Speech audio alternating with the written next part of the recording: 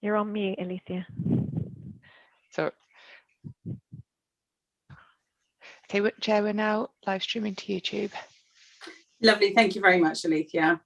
Good morning and welcome to the meeting of the Housing Review Board on Thursday, even the 16th of September 2021.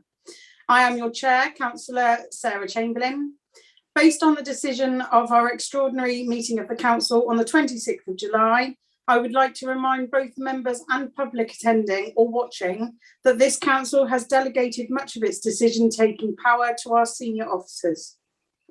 This is for a short period of time only, to the 17th of January 2022, and is due to the concerns relating to the COVID risk. Consequently, this meeting is being held remotely and on a consultative basis only. We will continue to adhere as closely as possible to the procedural rules detailed in our Constitution. However, where this meeting would have normally decided a matter, it will now make recommendations to a senior officer. The officer will then take that recommendation into account when making their decision. The meeting can be viewed live online and will be recorded. Please bear this in mind throughout the meeting. Therefore, may I remind colleagues to be careful with their language and that the code of conduct applies throughout our meeting. We reserve the right to remove and disconnect any participant disrupting the meeting by whatever means. As this meeting is dependent on internet connection and a power supply, in the event of a break in the internet connection or a power cut, please bear with us as we try to reconnect. If we are not able to reconnect after 15 minutes, this meeting will be adjourned and reconvened at a later date. Please check the committee page on our website for further details. Could colleagues please ensure that your microphone is muted when you are not speaking? This will help to avoid any disturbance from background noise. Could you also keep your points short and not interrupt when someone else is speaking? Should you wish to comment, please raise your electronic hand and wait to be called. All councillors have been sent the agenda for today's meeting. Any members of public can view the agenda by visiting our website at www.eastdevon.gov.uk. Before we start the meeting today, I would like to thank the Housing Review Board's previous chair, Councillor Tony McCullum, for all his hard work with the board during the past 2 years. I would also like to introduce myself as the new chair. Good morning, everyone. We will now start the meeting by doing a roll call of committee members here present. Can you please now unmute your microphone, and when you hear your name, please confirm by saying present. When you have confirmed you are present, please mute your microphone again. I will hand you over to Alicia. Thank you. Councillor Chamberlain. Present. Councillor Hall. Present. Councillor Parr. Present. Councillor Pook. Present. Councillor Taylor. Present. Christine Drew. Cindy Collier. Present.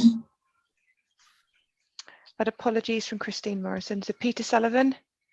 Present. Kat Summers. I think she may be joining. I've had an email saying that she can't join at the moment, so I think she may join us in a moment. But anyway, Chair, we are quorate. That's lovely. Thank you very much, Alicia. Agenda item 1 today is public speaking. There are no members registered, I believe, to speak. However, we have one that came in late. Is that correct, Alicia? Yes, but she's not joined the meeting. So oh, okay. Okay, no worries. Not here well, to speak. At least we tried. That's absolutely fine. Okay, moving on to agenda item 2, appointment of vice chair. I would like to invite nominations from the board for the position of the vice chair. Over to Alicia. I haven't received any nominations, so I don't know if there's any nominations from members of the board for a vice Chair, chair. may I make a recommendation, please? Sorry, Yes. Chair, may I make a propose Peter Sutherland as your vice chair, please? Thank you, Councillor Hall. Do we have any other recommendations? I see we have Cindy Collier with your hand up. Sorry, I was going to nominate Peter Sullivan, but somebody's already done it. Okay, you can second that nomination. That's Yes, fine. I second that, yes. Lovely, thank you very much. Does anyone else wish to speak? I don't see any more blue hands. No. Okay, that's lovely. Okay, So, so should I just read out the recommendation then? For the appointment of Vice Chair, so the recommendation is that Peter Sullivan is appointed as Vice Chair of HRB Housing Review Board. If you'd like to vote on that, please, it's the green tick for a yes, the red cross for a no, or if you wish to abstain, if you just raise the electronic hand. If you'd like to vote now, please. So I see we have 6 votes for and nobody against, so that's carried, and that Peter Sullivan is our Vice Chair. lovely, congratulations, Peter. Right, thank you for that. I will hopefully carry on and from where I last was vice chairman, and I know I've got a good team of tenants around me anyway who keep me well informed on what's happening in housing, so I'm quite happy to accept the role. Fantastic, thank you very much, Peter. Moving on to agenda item 3 is minutes of the previous meeting. If anyone has any comment on the set of minutes from the 29th of April 2021, please do this by raising your blue hand. If I have no blue hands raised, I will take this as an indication that you all agree the minutes of the previous meeting. Just have a look. I see no blue hands raised, so I see we're all in agreement with those. Thank you very much. Previous minutes are agreed. Agenda item 4, apologies. Alethea, can you just confirm the apologies for today? I've had apologies from a tenant, Christine Morrison. Fantastic, thank you very much, Alethea.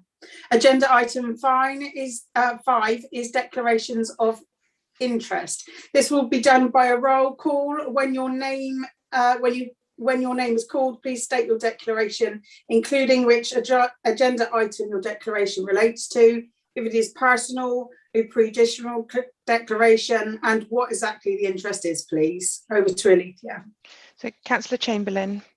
No, well, I will note that I also work for Exeter City Council, please. Councillor Hall. Thank you. I'm a Devon County Councillor for the Axis Division, just in case there's any crossover at all between the two authorities. My mum is an East Devon District Council resident and also uses Safeguard, Home Safeguard. And just in case it comes up in forward plan, I've been approached and I'm looking at possibly helping an evolving men's shed, which has been looked at if the possibility this could be put on Housing Review Board land at Millway Rise in Axminster. Okay, Councillor Parr. None, thank you. Councillor Pook. None, thank you. Councillor Taylor. No. Cindy Collier. Eastern District Council tenant. Peter Sullivan.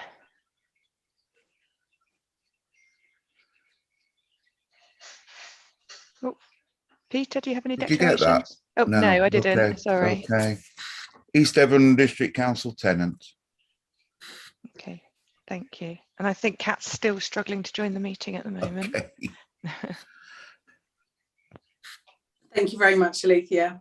So agenda item 6 are matters of urgency. There are no matters of urgency today. Agenda item, yeah, Chair, may I? of course, yeah, Councillor Hall. Thank you. I was hoping, and please correct me if I'm wrong, that at the last cabinet meeting, which I wasn't able to go, there was an area raised regarding home safeguarding, which our tenants use, and that there has been an issue with recruitment or people being able to cover the service. And I'm of the understanding that this, as a temporary measure, is going to be put out to outside body to carry on this service during the night time. And I believe the organisation is an established entity, which is Night Owl. Really, through you, Chair, think it's important that we, as the Housing Review Board, are briefed on what has actually happened and the reasoning behind it. And if there are any issues at all that our HRB members need to be aware of, and most importantly, whoever is providing this service, is that obviously the appropriate safeguardings are in place, these are experienced, and that our tenants are going to have a very good service going forward. Thank you very much. Thank you very much, Councillor Hall. I wonder if we could just go over to John Golding. Could you just give a brief description of what's happened there, maybe, or Joe? Did you want me to, John? No, I'll cover it. So what I propose to do, Chair, in response to that question from Councillor Hall, is perhaps send out the Cabinet report to all the HRB members. It is for Cabinet to decide, and Cabinet have decided that we enter into a short-term arrangement to ensure business continuity at Home Safeguard with this company, PPP Night Owl. But if it helps members, because there is a crossover between Cabinet and because many of our tenants are looked after, if you like, by Home Safeguard, there is a crossover between the two. And perhaps I'll ask Alethea to circulate the Cabinet report, which will bring members up to date. Thanks, Chair. Thank you very much, John. Councillor Hall, are you happy with that? Yeah, I am happy, and I do thank you, Chair, for allowing this. As I was saying, we have that assurance as the Housing Review Board that whoever is providing this area, there won't be any gaps, that our users of the Home Safeguard will be able to be assisted at any given time. There isn't going to be any break in service. That is my only one concern here, because it was seen that the Cabinet discussed it and put it through the recommendation, and I'm only looking through the lens of the tenants and ensuring that they are able to get the appropriate help when they need it. Thank you. No worries. Thank you very much, Councillor Hall. It's a very important area that was raised there, and thank you very much to John and Joe for bringing that to our attention, and Councillor Hall. Moving forward now, we have... Sorry, Chair, we've got Peter Sullivan's got his hand up. I'm sorry, Peter, would you like to speak? Yes, thank you. As a tenant representative, this last 5 minutes has been quite interesting because nobody has been informed about this. No, I don't know any tenants that's been informed about changes to the service. And I'm quite surprised that tenants actually don't know anything about this. So this has been gone through Cabinet, so nobody on tenant participation has been told about this change, and I'm just wondering why. I'm wondering whether there's been a crossover with the meetings. I don't know when the different meetings were held with the tenants and that, but I wonder if, I'm not aware of those, so I wonder if John could possibly help out with that at all.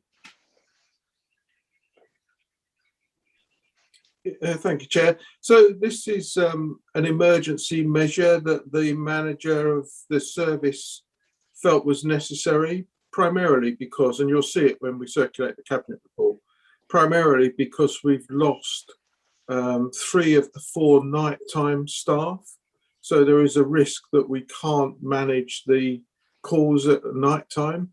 So this measure that's been put in place as a temporary measure is to ensure that we can continue the service throughout the nighttime until we can recruit to those positions, which we're trying to do. So this is a an emergency measure designed to ensure that we maintain the service to our many vulnerable tenants that rely on it. Thank you very much, John. Is that okay, Peter? I'm just a little bit disappointed that tenants have not been informed, because once they start finding out, there could be quite a few concerns.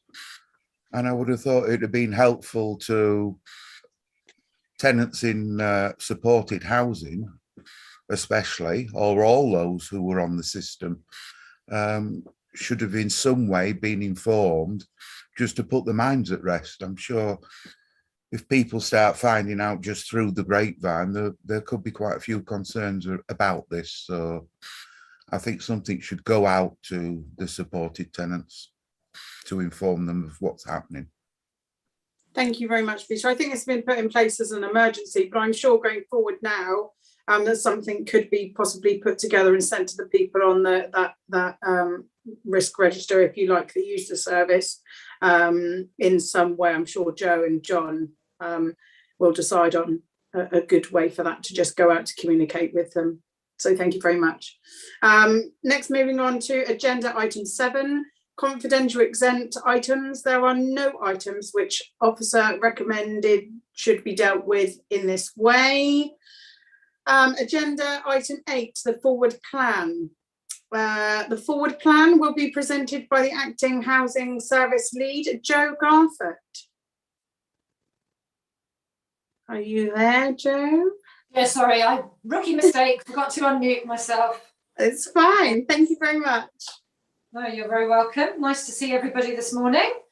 Yeah, the forward plan is exactly as it says on the tin. This just identifies the topics that we will be bringing to future meetings. As you can see, the vast majority of it is the day-to-day management of the housing stock and that sort of thing. There are some additional items that will be coming. In the next meeting, we'll be having a presentation by Sue Buse and some of the tenants around our response to the social housing white paper. We were hoping to do that at this meeting, but then the agenda seemed to grow and grow and grow, so we've pushed it back to November. So that's good. And we will also be bringing you lots of updates on various procurement rounds and everything that we will be starting with some of our property and asset contracts that will be procurement over the coming months. So we'll keep you up to date on everything that's going on with that. Other than that, it is just the usual day-to-day stuff. But obviously, if there's anything that members would particularly like us to explore and provide reports on, please let us know, and we can most certainly add that to our forward plan.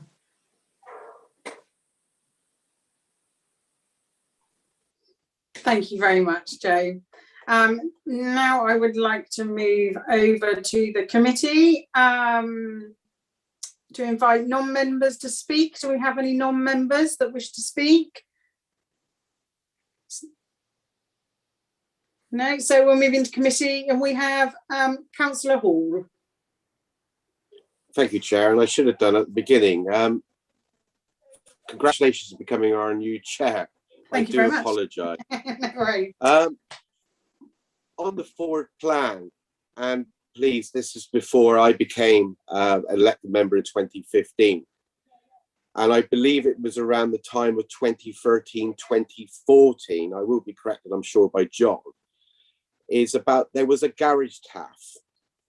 And we are aware that the garages obviously are under the Housing Review Board. Again, please cut across me if I'm incorrect here. But there was a considerable amount of work done around this.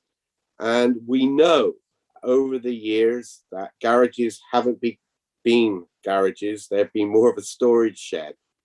And when we're actually looking at our really robust development on clutter, etc., in our housing stock, and also I feel that this needs to be considered in our garages, because we know there could be all sorts of things stored in them.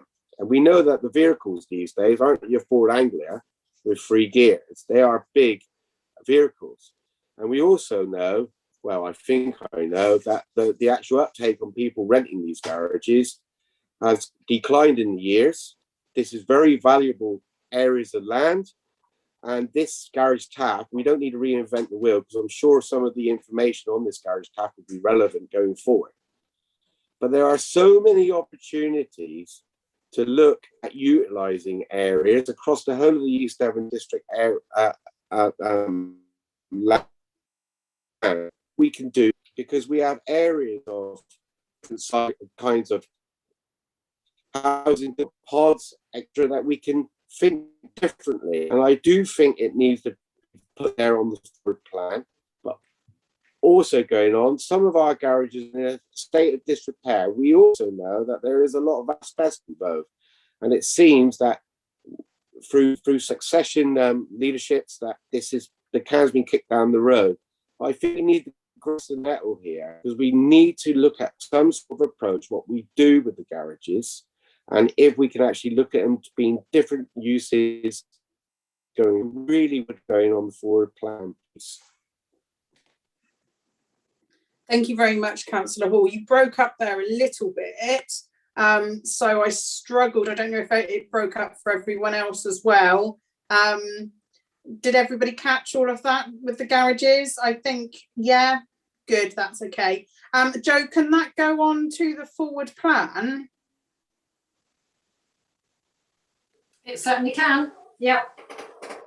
Fantastic. We'll put it on the list, Councillor Hall, to definitely have a look at. I know that other councils are also looking at similar things, so it would be great to do that going forward as well. And you're quite correct, a lot of the roofing stock on them is asbestos cement, so it does prove difficult sometimes for repairs and maintenance. But yeah, fantastic. Thank you very much, Joe.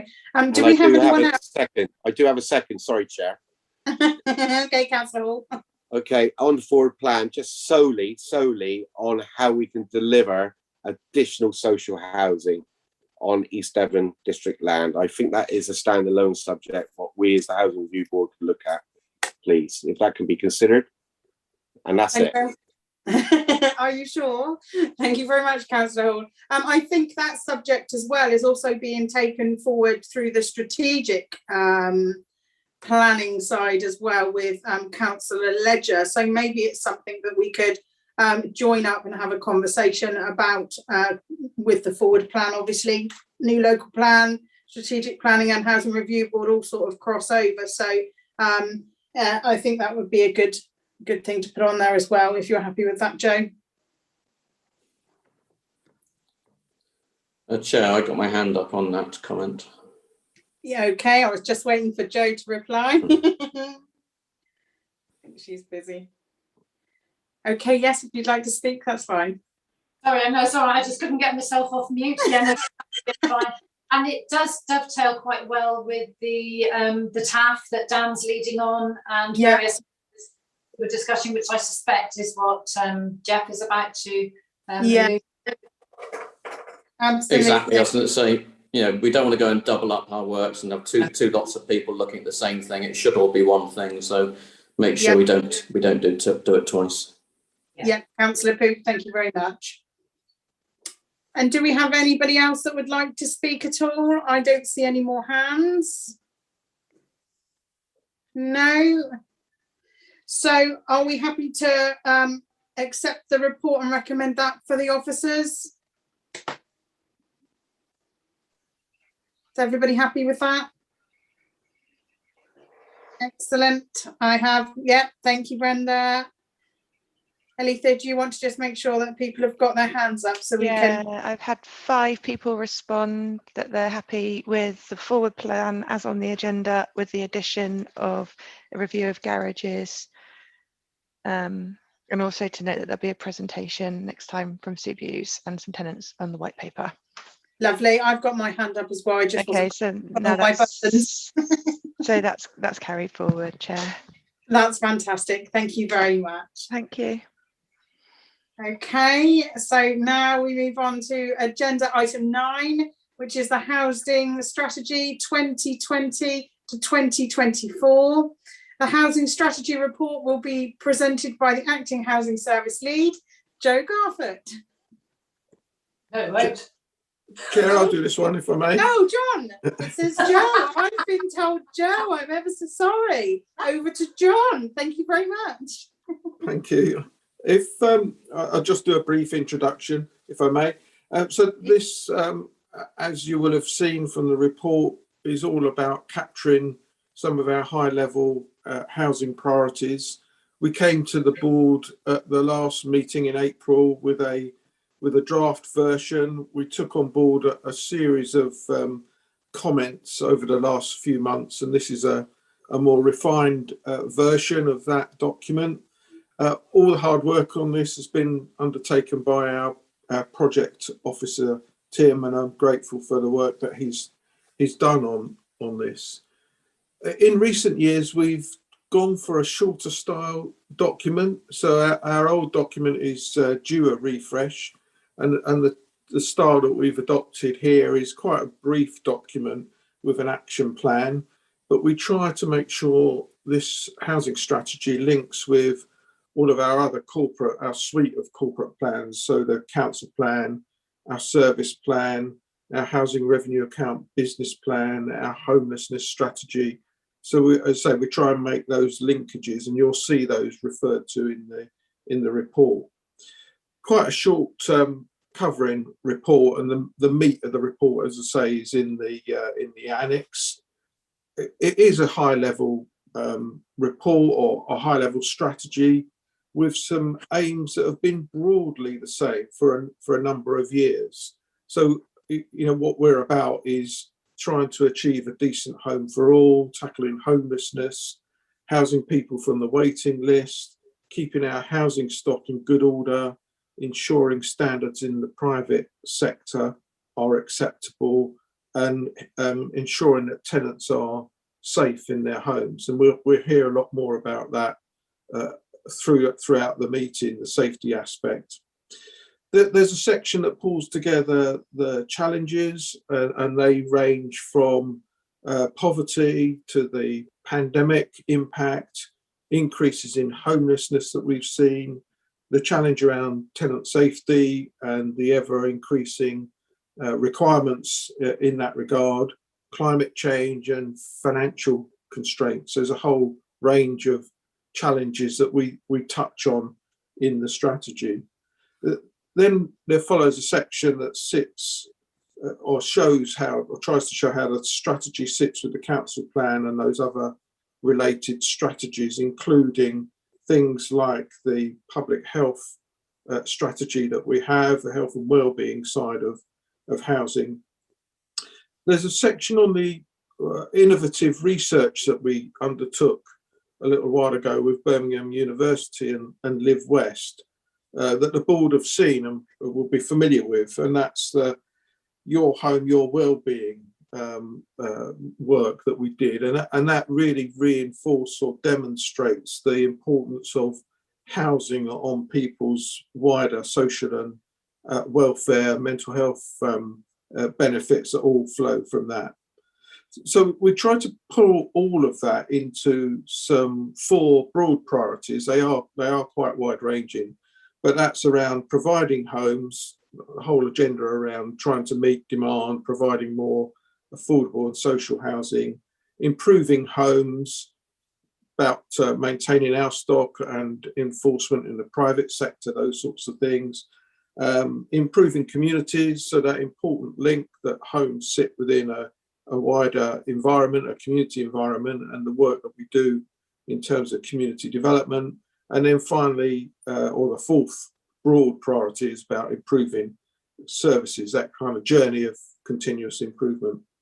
So that in the strategy, the narrative then leads on to an action plan where, again, we've tried to summarise a whole series of actions and objectives under those 4 headings, and link that in with the commitments that we've already made in things like our service plan, our housing service plan, that the board approved in January this year. Of course, the strategy covers the private sector as well as our own stock. So it covers things like empty homes and such like, and really tries to pick up on the ambition that the council have around increasing the output of social and affordable housing. So we're seeking the Housing Review Board's approval to take this on to Cabinet, who will ultimately approve the document. But if you've got any further amendments or comments, then we'll pick those up and take it on to Cabinet for approval. It will become part of the council's suite of corporate policy documents. Thanks, Chair. Thank you very much, John. So I now move over for anybody who has any questions or wishes to raise anything. Does anybody have anything they wish to add? See anybody's hands up at the moment? Everyone's very quiet. I'm used to seeing lots of hands. There's no hands. Okay, so I see no hands for anybody to speak. So thank you very much for the report. And the recommendation is that the draft housing strategy is approved for the purpose of finding the final draft after the board have provided a steer on the consultation and questions set out in the report. We have Peter Sullivan. That's just a yes.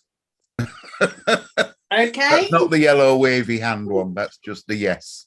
That's fine. You're happy to accept the report. That's fine. So, Chair, sorry to interrupt. Shall I read out the recommendation and then we take a formal vote? Oh, sorry, Yes, Chair, that you've got. Yeah. Sorry, you've got two HRB members. Yeah, they've hands up just at the come moment. up. Yeah. Oh, sorry. That's all Sorry, right. Rebecca. Okay, if we go to Councillor Pook first. Okay, thank you. Just reading through this, there's various items which refer to the private sector housing. I have a number of private sector rentals, so it's really declaring an interest. Okay, thank you very much. Although I'm not involved in any poor quality housing, I'll point out. Thank you very much, Councillor Pook. Councillor Hall. Thank you, Chair. Really, absolutely agree with it. And improving communities. We're not just about housing; we are about strengthening our communities. We have been missing, obviously, our community development workers in our local communities, primarily, I would say, with the switch. And it's really good to see the Bug Hotel coming through. And we know that obviously our East Devon owned buildings, as in community halls, etc., because of COVID, they haven't been able to open as yet. I know that there's a couple of pilots on in around the west of the district, but the sooner we can hopefully get these open safely and getting our switch groups up and running again, especially with the young people and that interaction, all the better. But I totally agree with everything that was been in the report and totally endorse it. Thank you. Thank you very much, Councillor Hall. If no one else wishes to speak, we'll go over to Rebecca to sum up for us. Thank you. Okay, so there's two recommendations flowing from the report. Firstly, that members approve the final housing strategy. And secondly, members recommend that Cabinet approve and adopt the housing strategy.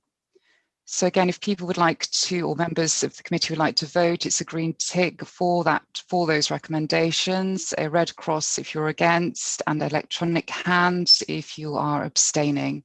And if you'd like to vote now, please.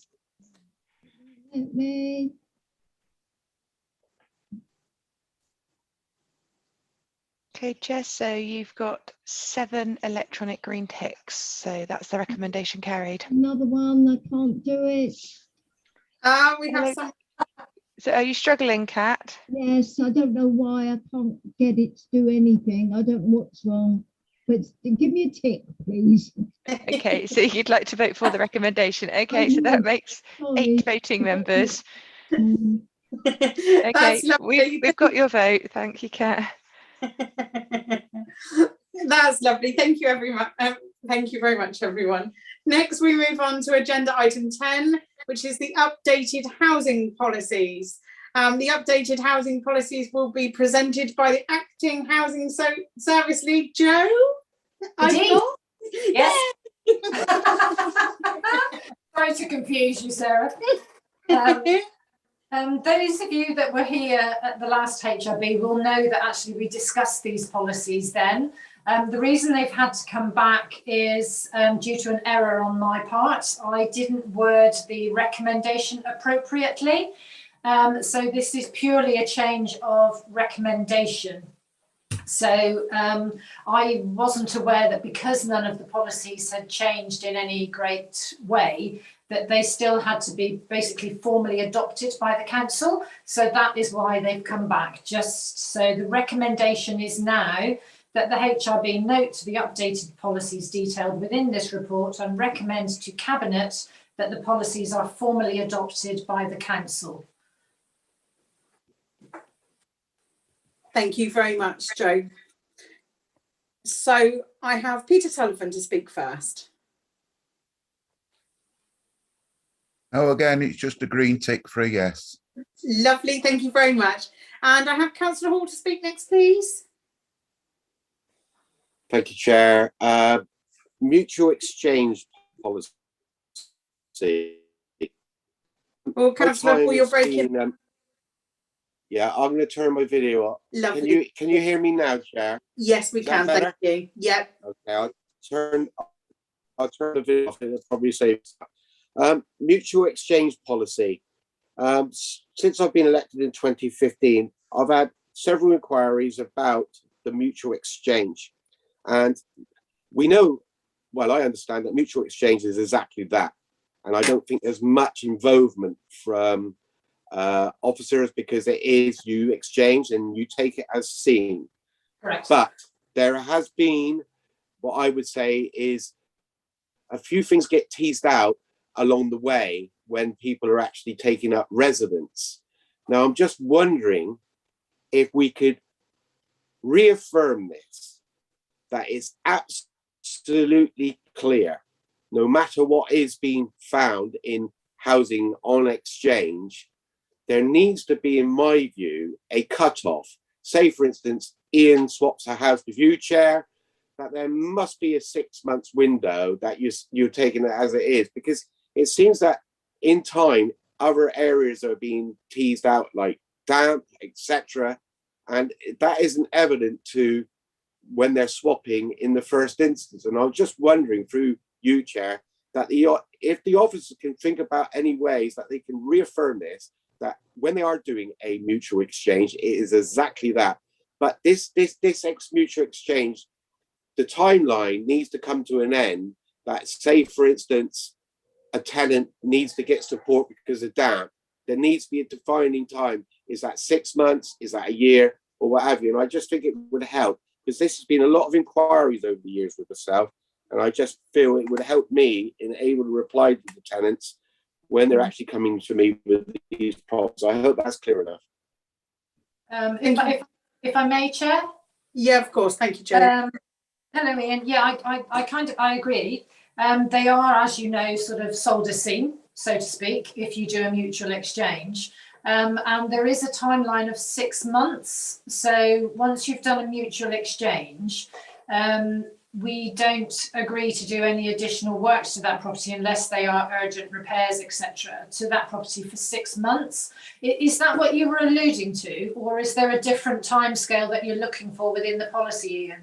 No, I mean, that is really, really helpful. And thank you ever so much, Jo. If I've got this number of 6 months rattling around in my head from day one to where it is, after the 6 months, if there is any, what you would say is needs attention, then that's great. I've got this number to go by, and I'm sorry if I've missed this in the policy. No, that's absolutely fine. Yeah, no, that's absolutely fine. So it's 6 months where we expect people to accept the property as it is, but then obviously if suddenly the boiler explodes, then obviously we would go in. There's no two ways about that. So then after 6 months, they just come through on the repairs line as normal with anything else. So thank you, Chair. Thank you, Jo. I think just to add into that, and Jo, correct me if I'm wrong, Councillor Hall, as far as I know, so no repair maintenance works within 6 months. However, any compliance issues, be it gas, electric, asbestos, Legionella stuff, from a landlord point of view, then under the compliance, we would have to do those works. Yeah. But any general maintenance, repairs, work, damp and things that are not that don't fall under the compliance, and then they wouldn't be doing anything for 6 months. Am I correct in that, Joe? That is correct, yeah. So if somebody moves in and says, well, actually, my kitchen doors are hanging off, well, I'm afraid you'd have to put those back on yourself, because you've made that decision. It's not life-threatening in any way, but yeah, compliance works would always be done. Anything, leads to. And am I correct, just sort of so I know myself, in that our surveyors do a pre-check on the property, pre-mutual exchange, so we know what state it is in? Could I ask Graham? Yes, Graham's nodding. Yes, I thought we did. Fine. Yeah. I just wanted to clarify for everybody that we're not just allowing people to sort of swap properties in any state.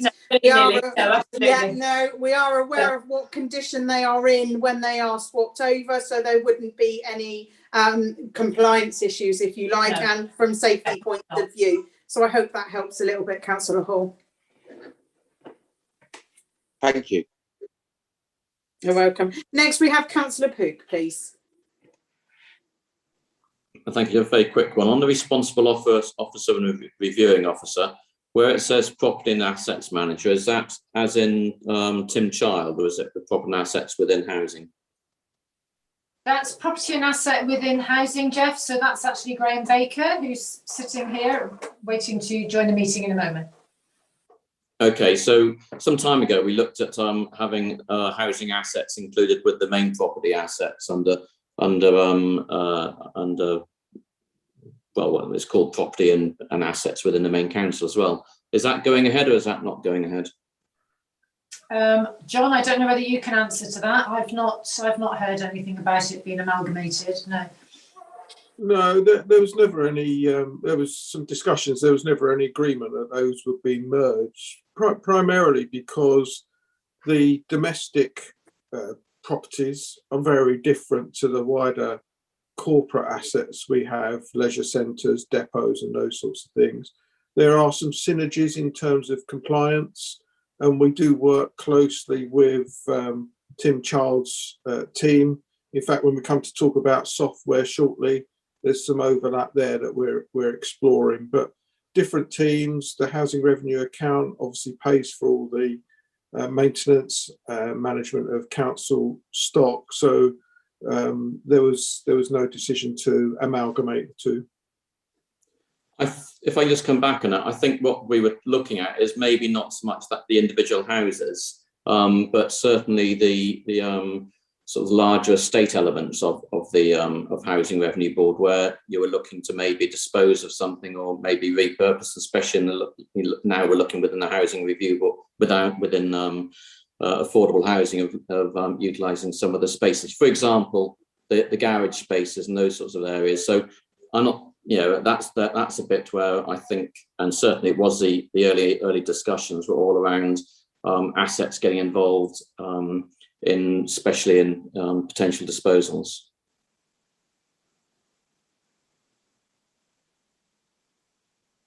John, you can come back on that, or you? I can do via you, Chair, if that's okay. Sorry, Chair.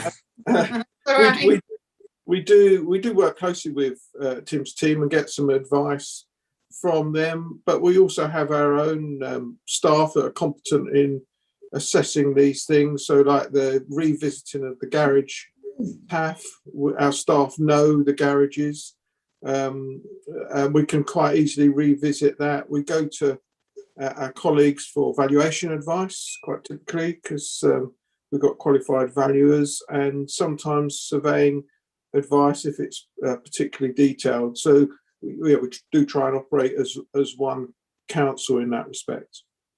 Okay, thanks. Thank you very much, John. Cindy, I see your hand was going up and down. Did you want to say something? Yes, please, Chair. Just going back to the mutual exchange, I actually did a mutual exchange and it was made very clear to me about the 6 months. However, our front door lock fell apart and that was classed as an urgent repair. But yes, it was stated to me that it was definitely 6 months. And I knew that the property had been surveyed first because we have to pay towards, I think it was £50 towards the electric and safety check. That's lovely. Thank you ever so much for confirming that. It's great to hear people's point of views when they've actually gone through it. So that's really helpful. Thank you ever so much. Next, we have Councillor Megan Armstrong. Good morning. Oh, hello, Chair. Thank you. No, it's just going back to the previous conversation between Councillor Pook and John Golding.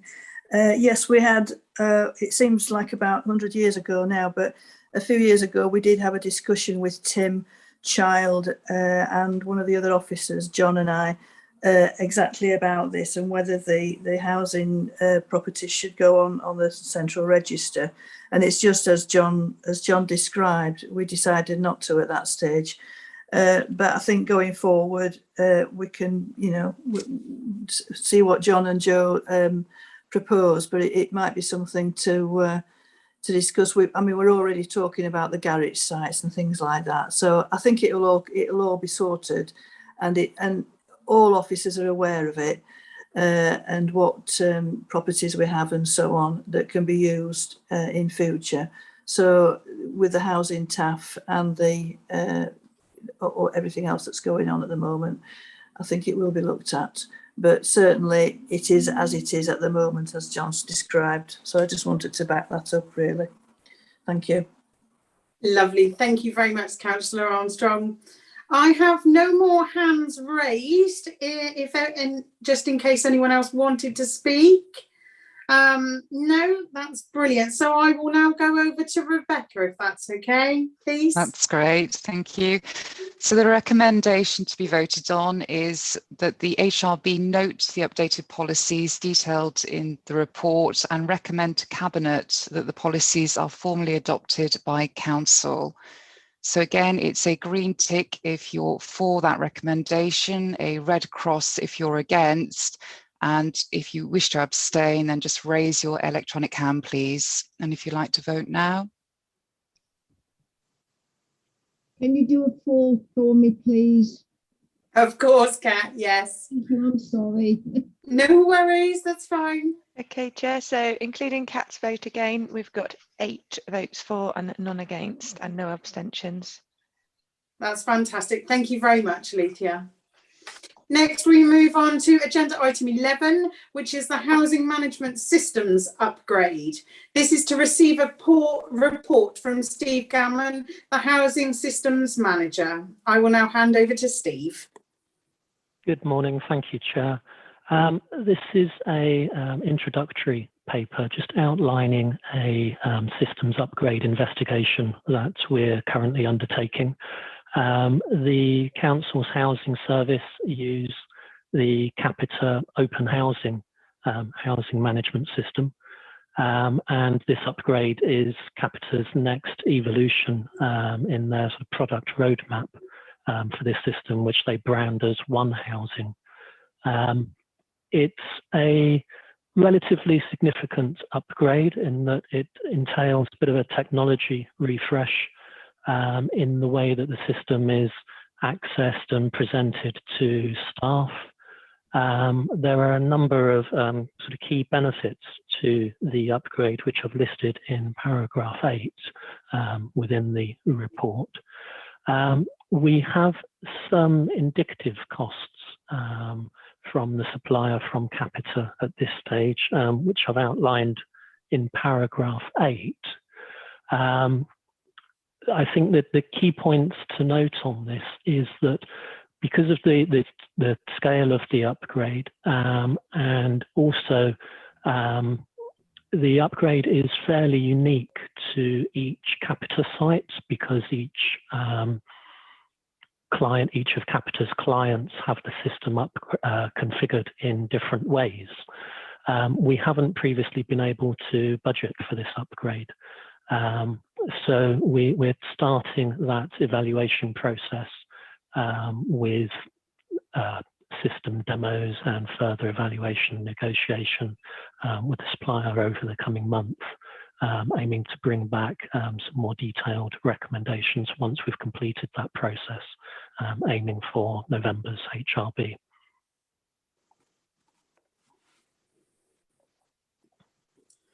That's lovely. Thank you very much, Steve. I first have Peter Sullivan to speak, please.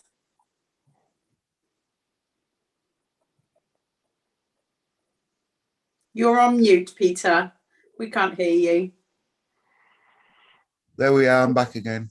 Sorry, Chair. Sorry, Chair, can I just interrupt? Yes, of course. You've got a non-HRB member. Oh, I'm so sorry. Waiting to speak. I'm so sorry, Peter. We'll just take the non-member first, Okay. if that's okay. So we've got Councillor Miller. I'm so sorry I didn't see you. It's all right, Chair. No worries. You're doing a great job so far. And congratulations on your appointment as Chair. Thank you. Anyway, yeah, I wanted to speak about these proposals from the perspective of one of the council's elected designated persons. So I recently had the outcome of an ombudsman referral, and that outcome was against the council in terms of one of the recommendations that is that the council actually has an overall review of its record keeping practices. So obviously I look at the improvements, and I think they look really very positive, but I just wonder whether we need to pause a little bit and look at whether this Capita, the company, are providing us with everything we need, the housing officers themselves, in terms of being able to keep our records on our assets and our houses, but also in terms of the cases and also housing repairs, we can keep them efficiently. So there is an option at the bottom where it speaks of the fact that an alternative would be very expensive, and I do absolutely appreciate that. That should be avoided given the cost and the minimum of 2 years. But I do feel as though this committee needs to be absolutely sure that this product is providing our residents with the best service possible. Whilst I'm not a member of the Housing Review Board, just as a member myself, I've never seen how this open housing or one housing service works. So I've used casework systems before in my professional career, and I'd certainly be interested to see how it works. And there was one officer who spoke to me about it, who said that it could be quite clunky. So obviously it's certainly in need of an upgrade, but I do think it would be worth just taking a pause and looking at our overall record keeping practices and having more of a review of it. So thank you very much, Chair. Thank you very much, Councillor Miller. I wonder if we go over to Joe actually, or John, because you will have a lot of staff that use that.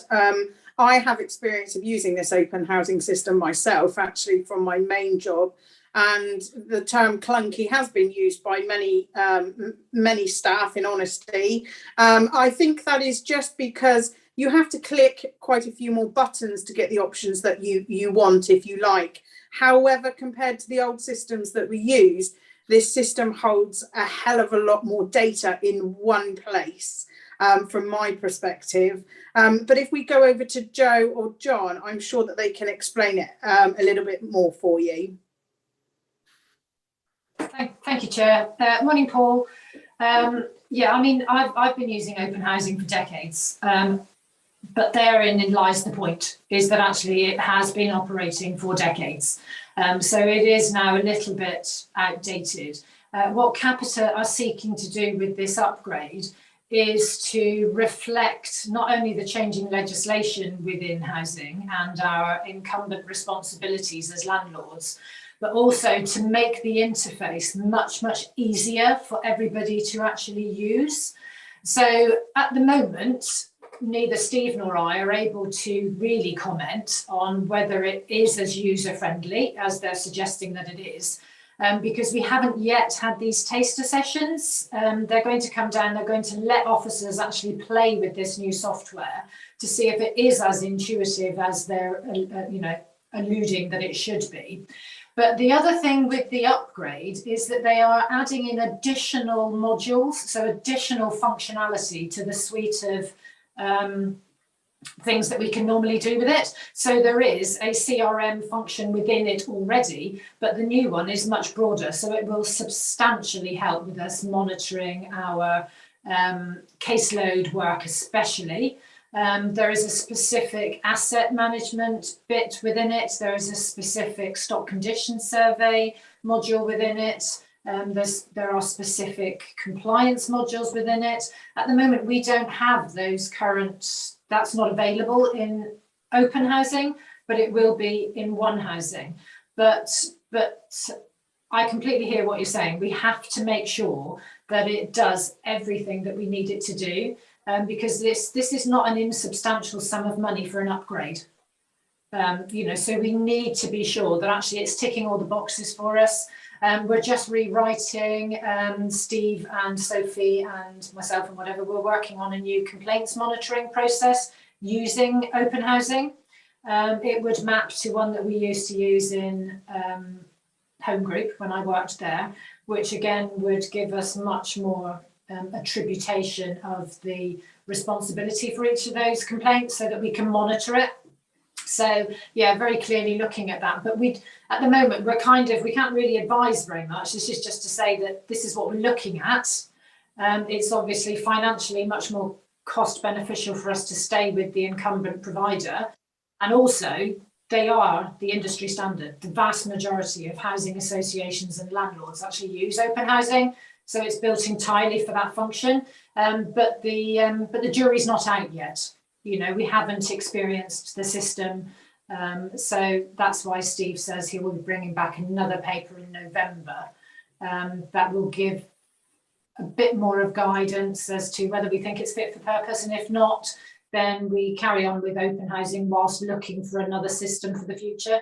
Because open housing is going to cease to exist in a few years. They're going to stop using that. So we have to start preparing. So I don't know whether that's answered your question, Paul. I've rabbited a bit. Apologies. No, it does. Through you, Chair. Just the only thing I would finish on is this this quote for £200,000 plus to looking at procurement for an alternative system. That seems an huge amount of money, obviously in comparison to upgrading this one. And I just wanted to ask the officer, Mr. Gammon, why it is so much money to go out to get an alternative system. Should there be other industry standard ones available? Thanks. Thank you very much. Thank you very much, Councillor Miller, and very important question raised there, definitely. So I'd like to actually go over to Steve Gammon now, who's got his hand raised, because I think he will be able to come back on this with a little bit more detail as well. Thank you, Chair. Yes. So the sort of indicative 200, that is based upon the parameters of the contract that the council entered in 2013 when we first implemented open housing. Now, I must confess, on top of that, you've then got inflation over the subsequent 8 years as well. So actually, with inflation factored in, you're looking probably more in the region of 400 to 500 potentially. If I may, I raised my hand while Joe was talking, so I just wanted to comment on the navigation aspect as well. And one of the sort of sales pitches from Capita of the new One Housing is that you can get to any part of the system within 3 clicks. So they are, as a supplier, they are taking on their customer feedback in terms of the usability. And this is one of the main thrusts of the upgrade.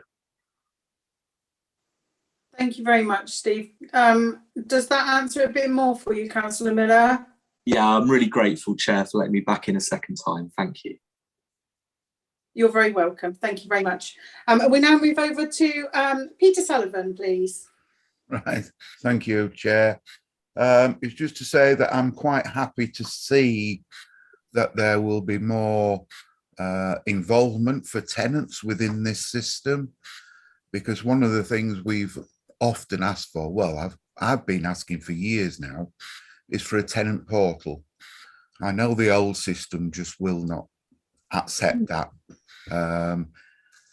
What I'd like to know, though, at this stage, is what time frame are we looking at if we take on this new system?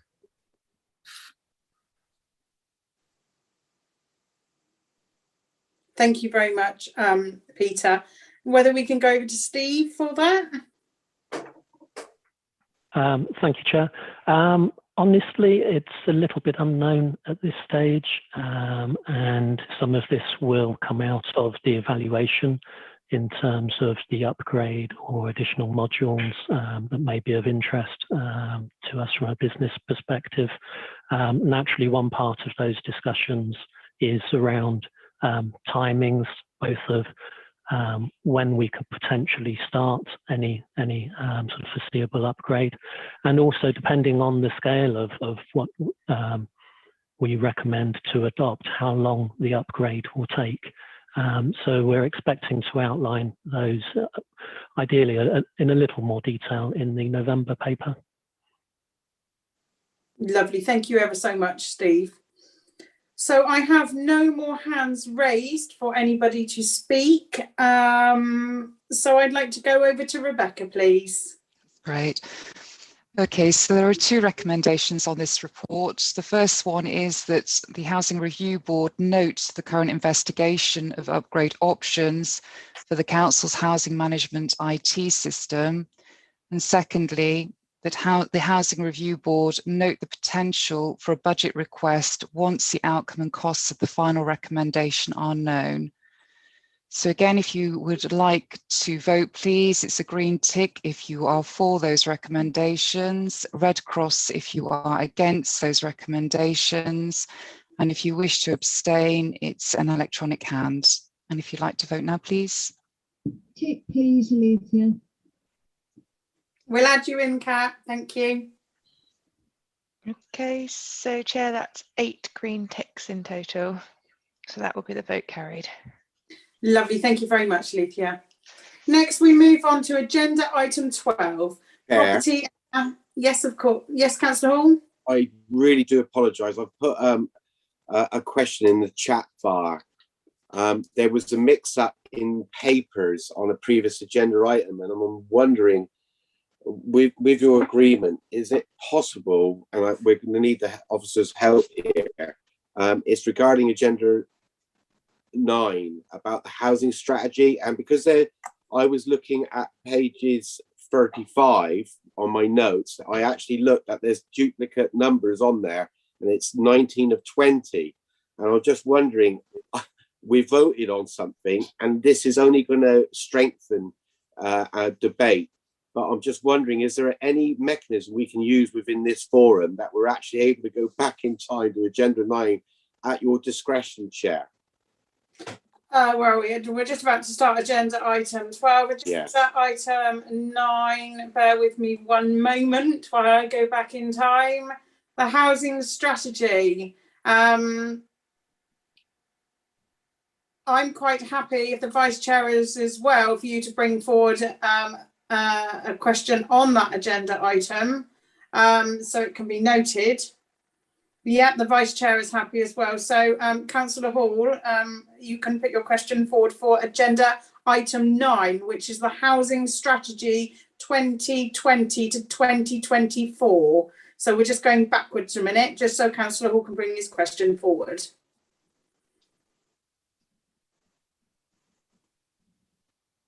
Councillor Hall. Okay, thank you, Chair. So, Chair, I'm looking at the pages, and it may be confusing for members. On the page, it says page 19 of 20, and on the left of it, it will say page 35. That's where I got confused looking at my notes.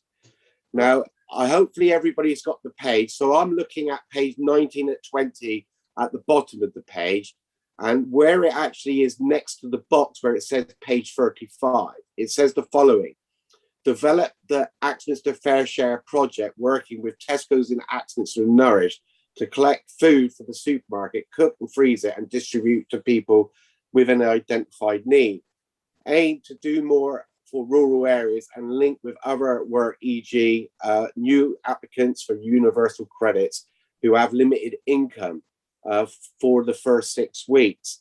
And through you, Chair, I've been going through quite a considerable amount of correspondence over the last 6 weeks or so, and we with our community engagement, and I can't speak any more highly of of Victoria Robinson, one of the very valued members of the team. Now, we know that there's obviously conversations going on with central government and regarding the area of universal credits. We know that there's been an uplift of £20 during the pandemic.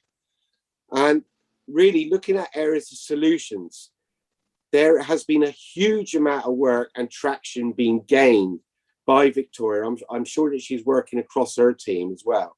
That Fair Share, Central Hub, and I know that hopefully I'll get corrected if any of this is incorrect.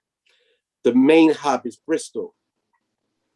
Now, our local supermarkets on Fair Share, because of logistic problems, etc., which we know we've been suffering with our own services, is we're not getting so much food from our local supermarkets for those in need.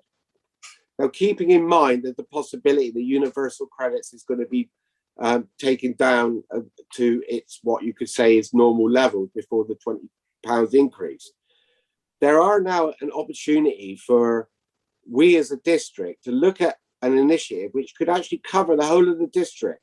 And in essence, Chair, £1,000 could actually provide £10,000 worth of food. And this is because you could have areas of food which could be put out the waste. Now, I think this is an area of strategy, and I have been contacting the officers at Devon County also on this, because this is an initiative I feel we need to focus, because if the £20 universal credits is taken through, this is going to leave a huge gap in the present income streams. And with this, I'm wondering if we can focus, and hopefully with the officers' help, see if we can get any funding together to, as I said, £1,000 would provide £10,000 worth of food, that we could look at any buy-in, what I would say is from those people who need, so that the tenants could say, yeah, I'm up for this, and that we could look at some sort of sustainability of providing this, because we know in the society there is a huge amount of waste still in food, and if we don't unnecessarily need to waste it, we can go to those in need.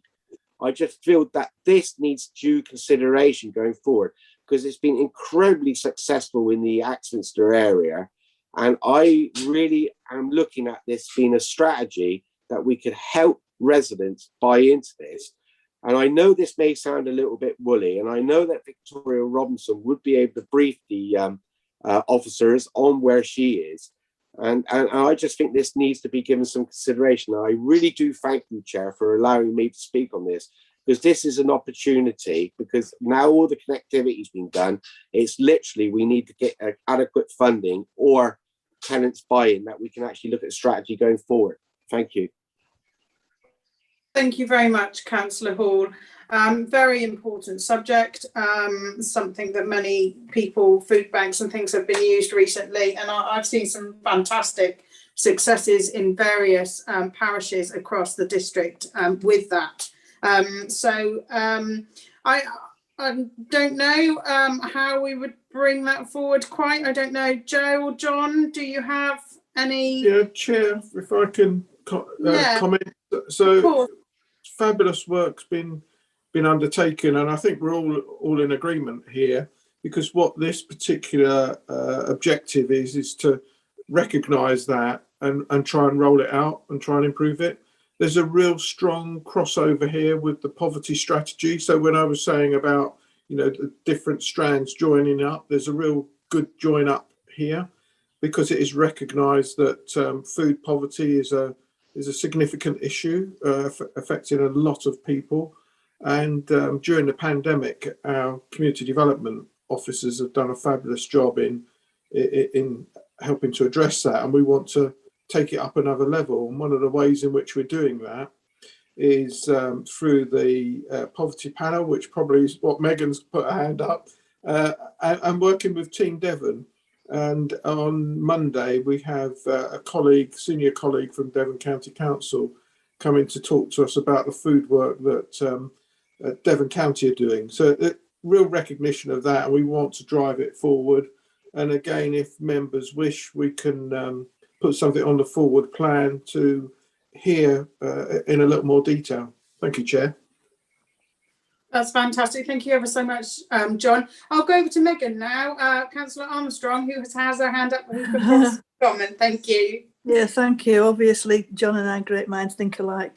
Yeah, because we've got a poverty panel meeting, the first one in several months, back on Monday morning. And I just wonder whether Councillor Hall is going to be able to attend that, because I know often he has to work when we have these meetings. So that's one thing.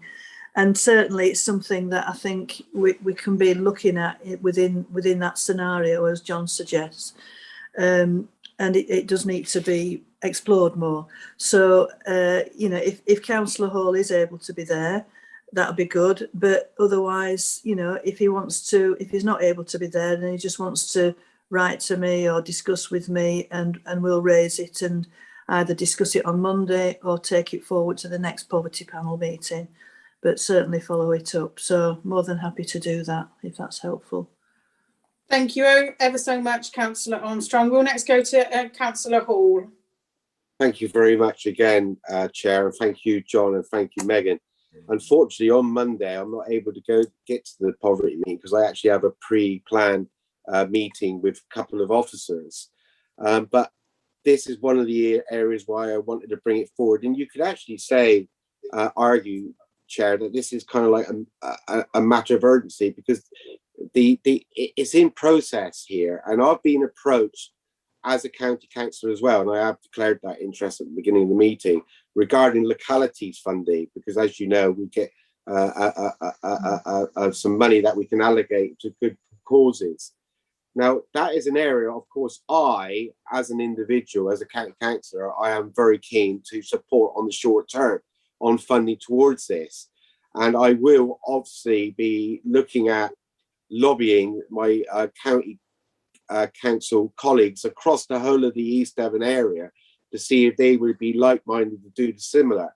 But I really do feel that this, if it can be picked up at the poverty meeting, to look at sustainable funding for this, because as I said, this is so important, and it covers so many different areas. And we do know the great work what's been going on at county with a similar service, but not like this.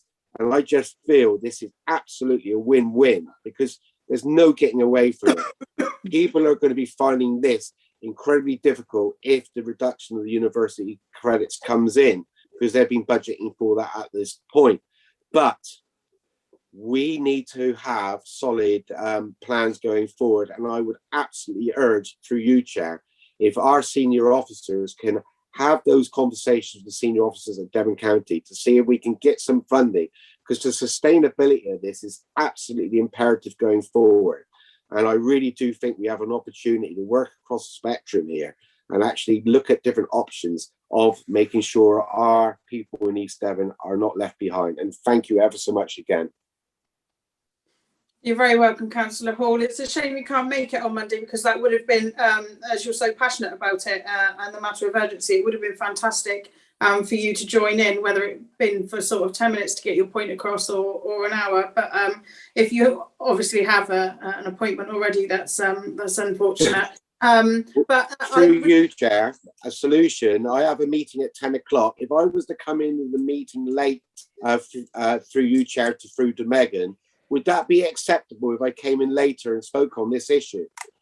I think that would be a wonderful idea, Councillor Hall, with your passion of it. So over to Megan, please. Yeah. Sorry, yes. Armstrong. Sorry, yes, that's fine. Yeah, that'd be great, Ian, if you could. That'd be really good. Thank you. Yeah. And thanks for fitting it in. Yeah. Okay. That's brilliant, everyone. Thank you so much. It is a really good thing going forward. And thank you very much, Councillor Hall, for just giving up some of the time. I know you're already busy, but that's fantastic going forward. So I wonder if through Rebecca, could we add into that about the recommendation to hear more about it on the forward plan going forward? I think it certainly could be added to the forward plan if Joe's happy to do that. We didn't that's not going to be taken as a sort of officer decision after the event. It will just be added onto the forward plan for the next HRB. So if Joe's happy to do that, then I think that's probably the best place for it to go. Lovely, that's thank Joe you. Garfoot. Sorry. Yeah, Joe, are you happy with that, Joe? Yeah, more than happy to do that. I've made a note. That's fantastic. Thank you very much. You. Brilliant, everyone. Thank you. So now we're going to jump back forward in time. And we're now going to go back to agenda item 12, and that is the property and assets, expanding the compliance and cyclical servicing arm of the property and assets team. And we're going to go across to Graham Baker, who is the property and assets manager, to receive his report. Thank you, Chair. If I can start, health and safety, compliance and cyclical servicing are at the very top of the property and asset service delivery agenda, as they are the driver to ensure that our housing stock remains safe, compliant, and that our tenants can feel safe in their homes. There is, of course, a focus on the big 5 areas of compliance and cyclical servicing, namely asbestos management, gas servicing, electrical testing, fire management, and Legionella. In addition, we in East Devon, as with many other organisations, deliver another 20 plus areas of compliance and cyclical servicing, all of which are detailed in our report, and these themselves require a level of management on our part. Historically and currently, the responsibility for the management to deliver all the work streams highlighted sits across the property and asset team, but unlike other organisations, we do not have specific dedicated resource or a team to deliver these vital services. Whilst this has worked in the past, changes in statutory regulation are such that we no longer believe this method of delivering such important work streams is fit for purpose. Earlier this year, we reviewed the makeup of the property and asset team and concluded that a compliance cyclical servicing arm should be added. As part of this change, a compliance and cyclical servicing manager was appointed, but unfortunately this was at the expense of a compliance surveyor role due to budgetary constraints at the time. At present, as well as compliance and cyclical servicing manager, there are 2 other officers within the team that assist in this area, namely a planned works officer managing the gas servicing and solid fuel, and an asset compliance technician carrying out important administrative tasks relating to the various work streams. The remainder of the work is really overseen by a compliance and cyclical servicing manager, but long term, this is not tenable going forward. With this in mind, we've looked at how other organisations deliver such important work streams, and it is clear that the current resource is well below that required and also industry standard. To this end, we've carried out a review of the services we offer and the size of the demand, and believe that we require 4 additional officers to join the team to deliver all the compliance and cyclical servicing work streams. With the additional posts, the compliance and cyclical servicing arm of property and asset teams, 3 surveying posts will focus on asbestos services, electrical and building safety, fire and an admin post to support the team as a whole. As shown in the report, we've highlighted where the various compliance cyclical servicing duties would sit within the team. With consideration of both the workload and budgets, we have tried to be realistic with the number of additional staff requested and believe this is the minimum required to deliver the service. We've pitched the salary scales at the same level as the building surveyors within the other areas of the property and asset team, but they, as the majority of technical posts within the team, are below industry standard. This being the case, it is likely to prove difficult into recruiting into such posts. We understand the provision of additional resources is a big financial commitment, but firmly believe that it will be money well spent and will both ensure that our housing stock remains fully compliant and, importantly, tenants feel safe in their homes. It is hoped that the board will support this recommendation to approve the additional budget and additional resource within the property and asset team. Thank you, Chair. Thank you very much, Graham. We will go over now to non-members to speak first, and I have Councillor Paul Miller first, please. Thank you very much, Chair. Thank you also to Graham for that excellent verbal report to accompany the written report. I think it really is money well spent.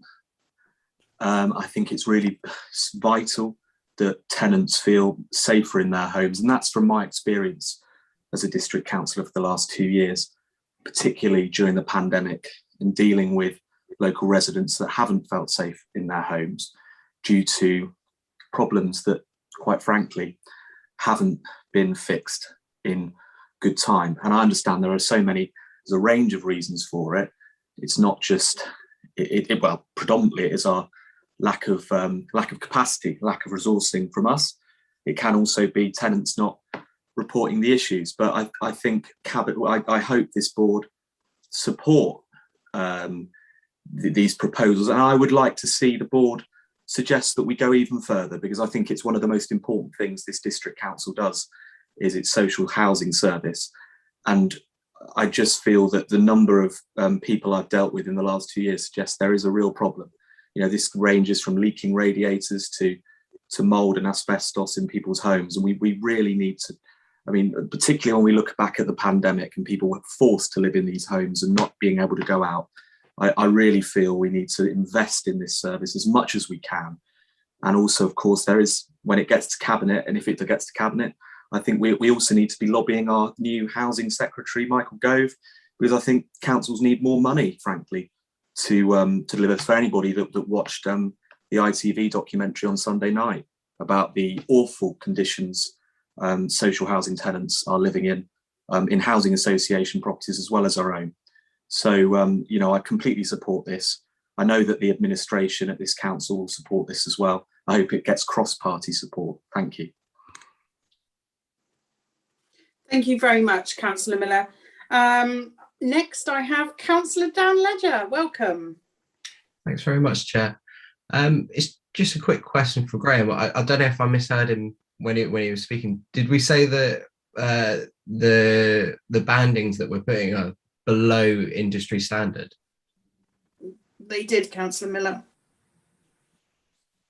And Councillor Ledger. Sorry, Councillor Ledger, I'm so sorry. We're looking more and more alike, Councillor Miller. I'm so sorry. What is the reason for that? And because I just know from obviously previous experience with the council, we have struggled to recruit. So if we're starting from a base where we're already paying below the industry standard to recruit to these roles, aren't we going to struggle more? Wouldn't it be more sensible to ask for additional budget from cabinet to effectively recruit for these roles, get them into the post as easily as possible? Chair, maybe I'll answer.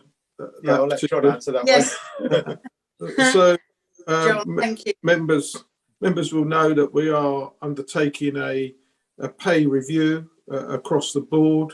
We've recognised that our pay has slipped below market rates and comparable market rates, and we've suffered, like many in the current market, in terms of recruiting. There has been recruitment delays, and I'm hoping that if this is agreed, that we can go forward and recruit to those positions. But until we undertake that exercise, we won't know. So once the pay review has been undertaken, I also expect that we'll be kind of levelling up and providing ourselves as a more attractive employer for that and other reasons, that we can recruit to these positions. It's a real difficult situation at the moment. Graham struggled to get surveyors into his team, but it's absolutely essential that we recruit the right skill sets in this specialist area. And I would just perhaps like to pick up on what Councillor Miller was saying, in terms of there's a real distinction between compliance with what this is about, and we are compliant as a council, and I seek regular reassurance that we are compliant. what we did when we appointed the new compliance manager was invite Michelle, who's on the call, and Graham to review how we're currently set up and what we need going forward. And we'll talk later about Building Safety Act and those sorts of things. So I asked them to horizon scan and say, what do you need? And this is what they've come up with. It will no doubt need to be reviewed regularly, but this is in terms of compliance, and it is different from day-to-day repairs, mold and those other sort of things. This is about safety of gas facilities, fire safety and those sorts of things. It is absolutely top of our priority list. So I hope that helps set a context for the board. Yeah, can I just come back quickly? So just going by what obviously us trying to recruit as best as possible, I know it's going to take time to do that benchmarking exercise, but do you as officers feel that it's going to have to be brought back if obviously we have to then raise the pay threshold to get the resources in? I just want to make sure that obviously as officers you can adequately recruit for this area, and obviously the pay matches that, and it doesn't have to be brought back to the HRB and to cabinet to go through again. And whether it might be wise to put in as part of the recommendation that subject to the pay review, that's obviously accepted. So through you, Chair, if I may, I don't think we'll need to come back. So this is the structure. That these are the posts that we feel that we need. We do have the ability to pay market supplements if we struggle to recruit. So you're right, Councillor Ledger, there will be a delay in terms of that pay review reporting. So in the interim, we can resort to market supplements with the agreement of the Chief Executive, and obviously a case being made for that. That might help us, but I'm under no illusion that this is going to be a difficult process. But for me, the important thing is let's agree the structure, the team that's required, and then we'll work with our HR colleagues, agencies, and other things to help us get the right people in the right job with the right skills. Thanks, John. Thank you very much, John. We'll go over to Joe next, please. Yeah, I mean, just to reiterate John's point, really, I think, Graham has really struggled to be able to recruit into his team. Not long after I got here, we had a significant number of vacancies because our sister local authorities put their salaries up quite substantially, and a lot of people jumped ship. So we did go to Mark with a business case so that we could raise the salary levels to encourage recruitment. I'd have to say that even having done that, our salaries are not still really commensurate with what some of our sister local authorities are paying, but that will come out within the pay review. But we have managed to at least recruit some good quality surveyors. But of course, we're out there competing in a professional marketplace. These are highly qualified professionals. And we have to pay the right money in order to encourage them to come into the business. And actually housing is a fantastic career, but we just need to pitch our salaries right. And I think we've just got a little bit behind, but we are using market supplements currently. All of our surveyors within housing are now under a market supplement. Yeah, so no, that's it. Thank you, Chair. Thank you very much, Joe. There's just been a question asked that I would like to raise, if possible. And that is, do we know when it is likely that the pay review will be completed? Can I put that to Joe or John, whether you have any idea? I'm trying to think back. So this went through personnel committee, the first personnel committee, and I know that our new corporate HR manager is working on this as a priority. I can't recall the date where we thought it might be completed though, but I know this is one of our colleague Joe Fellows' priorities. Okay, thank you very much, John. We'll go over to Councillor Miller next, please. Yeah, thanks. That's one of the questions asked. I mean, I was just going to leading on from Councillor Ledger's point, which I completely agree with everything he said, was over, you know, it's a bit like the home safeguard issue. There seems to be key roles in this council where we surely want to be reviewing the pay earlier, but I think John Golding's told me before, we have to do it all at the same time. And I just worry that the amount of time it's going to take to review the pay for this, we're not going to be able to resolve these issues in terms of recruitment. So it really, really does concern me. That's all I was going to say. I'm just concerned about it. Thank you very much, Councillor Miller. I think from my point of view, compliance is key. No matter what industry you're in, whatever workplace you're in, compliance is key. It ends up, if you're not compliant, costing you a lot more money in the long run, from fines from the HSE and things. So I think it is imperative that these things are put in right at the very, very beginning.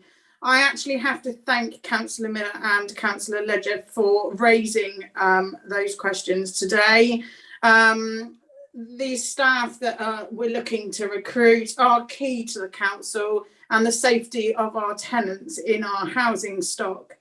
It keeps us compliant. I know I've said that word before, I'll say it again, but compliance is everything. And I do have to say I am concerned also. I know we can pay market supplements as well as the wage, but we have to recruit to these positions correctly. We need the correct qualified people in these posts to ensure that the council doesn't end up spending more money on top from fines.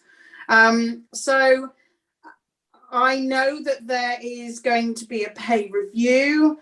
It does concern me, though, very much that we don't know when that will be. And I think that we will struggle, and that is a huge concern, to recruit and retain, which is very important, the staff that are needed for these roles. Staff come into these roles and they get to know the stock properties and all the areas of compliance, the typical build of houses, what type of asbestos can be found in them, where, fire regulations, electrical, all those things. And actually, to retain a member of staff, it is more cost efficient than it is for them to keep jumping around different authorities because of pay. And at the end of the day, we are all human, and you know, we need to earn money for our families, for our homes and everything. So I have to admit that it does concern me, and I want us to get this right now. We need to be recruiting the right people in the right positions. And I just wonder, Joe, John, these market supplements, we obviously know what our competitors are paying their staff in these positions, roughly. We've got a good idea. Is it something that we can advertise these posts with these supplements straight away to get in the right people and retain them? Because that's really important. You build morale with your team, and we all know that you work better as a team. And compliance, all these areas of compliance, asbestos, gas, fire, electric, Legionella, is about a team, because they all sort of cross over in some way, shape or form. You know, asbestos works very closely with fire because of the fire breaking and things and the products used. And it's about having that team that works really, really well together. So we've obviously going to put this forward to Cabinet, requesting the budget that you've requested. Or do we think that actually this needs re-looking at slightly before it goes to Cabinet to get this right first time? If I may, so Chair, if in terms of that concern, we absolutely share that concern as officers that you have in terms of, for me, it's a two-stage process. This is what we need. This is what we've identified we need. I wouldn't be overly concerned about the budget, because if it costs us more, we will pay more, because this is HRA funding. and we will pay through the HRA what's required. But because we've had experience of recruitment difficulties for similar positions in the past, we anticipate that this is not going to be easy. We'll take some HR advice in terms of whether we can advertise these jobs with the market supplement included. That's a helpful suggestion. I'm not sure the answer to that. But we can also come back to the HRB with a progress report if that helps. And we'll be certainly working really closely with our HR colleagues to explore all avenues of recruitment. So we've used agencies before and paid over the top because we couldn't recruit to permanent posts. We'll explore that again if that proves to be necessary. For me, this report says what we need, and then in a way we'll cross the next bridge when we come to it, in terms of if we then advertise those posts and can't recruit to them, then we need to use all the tools that we have available and say reassure the board. Perhaps could be on the minutes of the next meeting. Graham can update us on whether he's been successful or not, if assuming that you agree this restructure report. Thanks, Chair. That's lovely, John. Thank you ever so much. And I really appreciate your reassurance to myself and to everyone else, actually. We all know that we're in the same position going forward, and we've all got the same concerns. I think it's just reiterating it to everyone about how important it is in this area, and everybody understanding that. So that's why I wanted to bring it to the attention of everybody. So that's absolutely fantastic. I don't have any more hands raised. Everybody has. Oh, I do. Councillor Hall. Thank you, Chair, and a very good debate. And thank you for the contributions from members outside of the Housing Review Board. As John just outlined, this is from the Housing Revenue Account. And as you said, Chair, this is about compliance, therefore it's safety. Now, correct me if I'm wrong, John or Joe, the Housing Revenue Account is actually serviced and paid in by tenants. So therefore, it's everybody's interest to ensure that we've got the right people in the right positions. And Graham's paper is absolutely first class. So thank you very much for your verbal to back that up, Graham. But it seems to me that we as a board on the housing stock, we could possibly come up with recommendations, because what I'm having trouble in working out here is that we are one district council, which we understand, but within that we have the 4,200 housing stock. So we have the housing revenue account. Now, therefore, in my world, and please correct me if I'm wrong, the housing revenue account, as long as we have the budget to be able to do this, then should recruitment not be a standalone for the housing stock that what needs to be done? So why does it need to fit within the whole of the East Devon District Council HR pay structure? Why can it not be considered that the housing revenue account, who is going to be openly paying for these positions, cannot make a decision as in a silo kind of a thing? I hope that makes some sort of sense. But with what Graham has said, and with the budget, what we're looking at, it does concern me. Are you going to get the appropriate people with the skill set?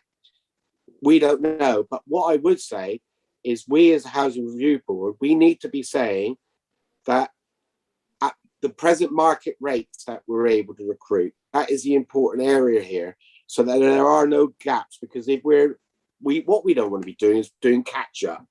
And if they're going to go through the recruitment process on the way it is at the moment, say 160k, and as John said, that market supplement, what's a market supplement? But again, where do we need to be going in? But it's absolutely key on the facts of it. We need to have these positions filled to ensure that the safety of all our tenants is absolutely paramount. No getting away from that. I'm sure we'd all agree. but can we, as a housing review board, not make recommendations, because it is literally coming out the housing revenue account, on that we got a bit more flexibility within it. Thank you, Chair. Thank you, Councillor Hall. We'll go over to John Golding, please. Oh, right, okay. So, Chair, Whoever. I would advise the board not to go down that route. The reason being, we're all employees of East Devon District Council, the people that work under the housing revenue account, if you like, umbrella. And as a council, we have to ensure fair pay across the board. And we do that through a system of job evaluation and benchmarking of staff. So we have surveyors in other areas of the business. And our HR colleagues try and ensure that surveyors, take that as a profession, are paid fairly across, whether they're working in the HRA or working in other parts of the council, the estates team under Tim Childs, essentially. So we have a system. That the problem that's been and now been recognised is that our pay has fallen below the median. We always said that we like to be a median payer. We've fallen below, and then it compounded with the employment market, all the implications of Brexit, and those sorts of complications have made it quite difficult to recruit in the market. There's a recognition that we need to do something, and corporately, the idea is that we do that through a pay review. So I would suggest that we work with that, and we use, as I said earlier, all the tools that are at our disposal to recruit to these much needed positions, and we'll report back to you and our management team that also our strategic management team approved this report and this level of investment if we have difficulties in that recruitment process. Thank you very much, John. Does that answer your question, Councillor Hall? Yeah, and as always, I respect John's view on things, but I think it was a question what needed to be asked. Thank you. Thank you very much, Councillor Hall. And I think it's a great opportunity, just adding in there actually, that for across the board for the council going forward for East Devon, that this is a great opportunity to level everybody up. The council is a fantastic employer. It's got many great benefits, if not just one alone, flexible working. In the current situation that we're in, is fantastic for all people, whether they be mums, dads, single, whatever it is. There are some fantastic opportunities out there for people in that flexible and agile working way, for them to carry on climbing the ladder and also carry on their family life. So thank you very much, John, and thank you very much, Councillor Hall. So I think we'll go over to Rebecca now. I don't think I have anybody else to speak. I will just check. No, nobody else to speak. So we'll go over to Rebecca, please. Thank you. So the recommendation that we have is that HRB recommends via Cabinet to Council the approval for additional budget to resource new posts for the delivery of compliance and cyclical service work streams to ensure that our housing stock remains safe and compliant so that our tenants can feel safe in their homes. So if you'd like to vote for that recommendation, it's a green tick. If you wish to vote against that recommendation, it's a red cross. And if you wish to abstain, you need to raise the electronic hand. And if you'd like to vote now, please. Yes, please. Thank you, Kat. Thank you. Okay, Chair, so that is 8 votes for the recommendation, non-abstentions and non-votes against, no votes against. So that's fantastic, Alethea. Thank you very much. Next, we move on to agenda item 13, procurement of the gas servicing and services contract. Again, we will go over to Graham Baker, the Property and Assets Manager, to receive his report, please. Thank you, Chair. It's a bit briefer this time, hopefully. Our current gas servicing contract arrangement with Liberty comes to an end on the 31st of March 2022. Their initial contract arrangement was a 3 years with an option to extend annually for a further 2 years. Liberty's performance and our contractual relationship was such that all parties were happy to extend the contract for the full 5-year term. With the knowledge that the contract expires next year, we needed to re-procure this essential service. Our integrated asset management contract delivered by Ian Williams has the facility to add this work stream into the contract, and with the support of our consultants echelon, we carried out a procurement exercise to assess whether Ian Williams could deliver this service. Once their submission was reviewed, it became apparent that they didn't carry the necessary experience and expertise in this area to self-deliver this service. It was felt that we would be placing ourselves at an unnecessary and significant risk of non-compliance, and we would experience a reduction in service delivery, all at significant additional cost. With this option considered no longer viable, as members of Advantage Southwest, we made contact with them to see what options they could offer in procuring the service. They advised that they were about to re-procure their gas servicing framework and offered to procure our gas servicing contract alongside the framework. We therefore decided to go down this route as it could be carried out within our required timescales. ASW are currently progressing this procurement. We have completed the SSQ stage where companies express an interest and make their initial submissions. These were reviewed in detail, and the list of companies has been reduced to 6 that will be formally invited to tender for both the ASW framework and our service. The formal invitations to tender will be published towards the end of the month. If everything goes according to plan, it is expected that the preferred company to be awarded the gas servicing contract will be known prior to Christmas, with the aim of them being appointed and mobilising the contract ready to go live on the 1st of April 2022. Thank you. Thank you very much, Graham. So I have no hands raised from inside committee or outside. Does anyone have any questions? Councillor Hall, I see you have your green tick. Sorry, green tick. But I mean, this goes hand in hand with the one before, what Graham outlined, and I know we don't need to recommend, but I mean, I endorse everything you just said. That's lovely. Thank you very much, Councillor Hall. Does anyone else have anything to say that they'd like to add? Questions at all? No? Oh, it's very quick, this one. So we'll go over to Rebecca, please. Okay, so just for the sake of completeness, then the recommendation that we have on this report is that the Housing Review Board note the progress for the procurement of the gas servicing services contract and to change to MOT style gas servicing. So if you'd like to vote for that recommendation, it's a green tick. Against the recommendation, it's a red cross. If you wish to abstain, if you raise your electronic hand. And if you could vote now then, please. Chairman, I've got a different recommendation. Ah, Councillor Parr. Okay, what recommendation have you got? I'm sorry to interrupt, but I've got at 29 a different recommendation. Let's have a look. 20. What page is that on? Sorry, I've got so many screens open. The end.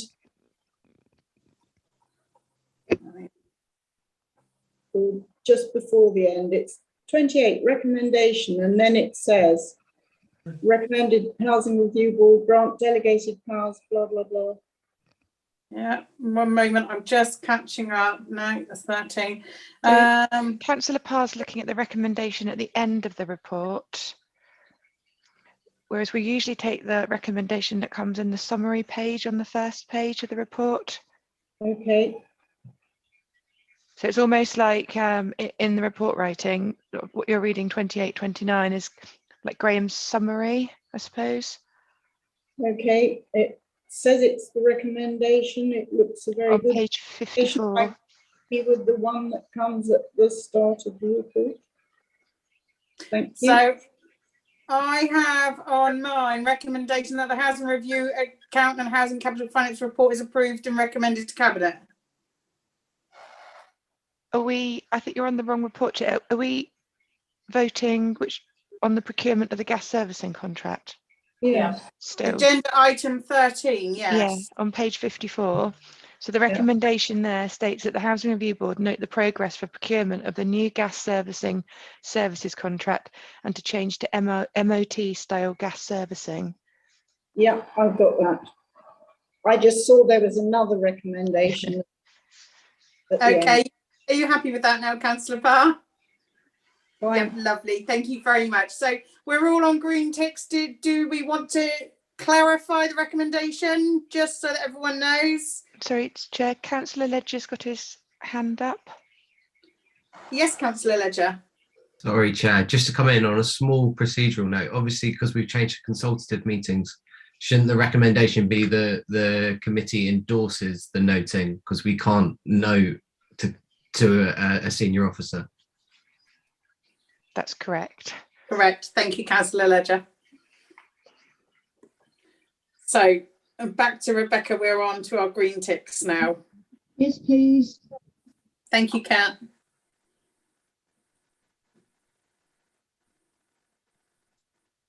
So, Chair, that's 8 votes carried forward, but Jo Garfort's also got her hand up. But if I could, I don't know if you want to bring her in first before. Yes, of course. Apologies, Chair. Sorry about the confusion with the recommendation. I was just looking at the final recommendation where it's, you know, up point 28, like Councillor Parr pointed out. From a logistical and operational point of view, the ability to agree delegated authorities at this point would expedite this contract much quicker. Is it possible to add that recommendation to the top recommendation, or is that not possible at this point? Oh, we'll go over to Rebecca for that. Is that a tricky one, Rebecca? No, that's fine. If the committee's in agreement to do that, then yeah, you can add a further recommendation, then take a vote on that. Yeah, because we did everybody's in agreement.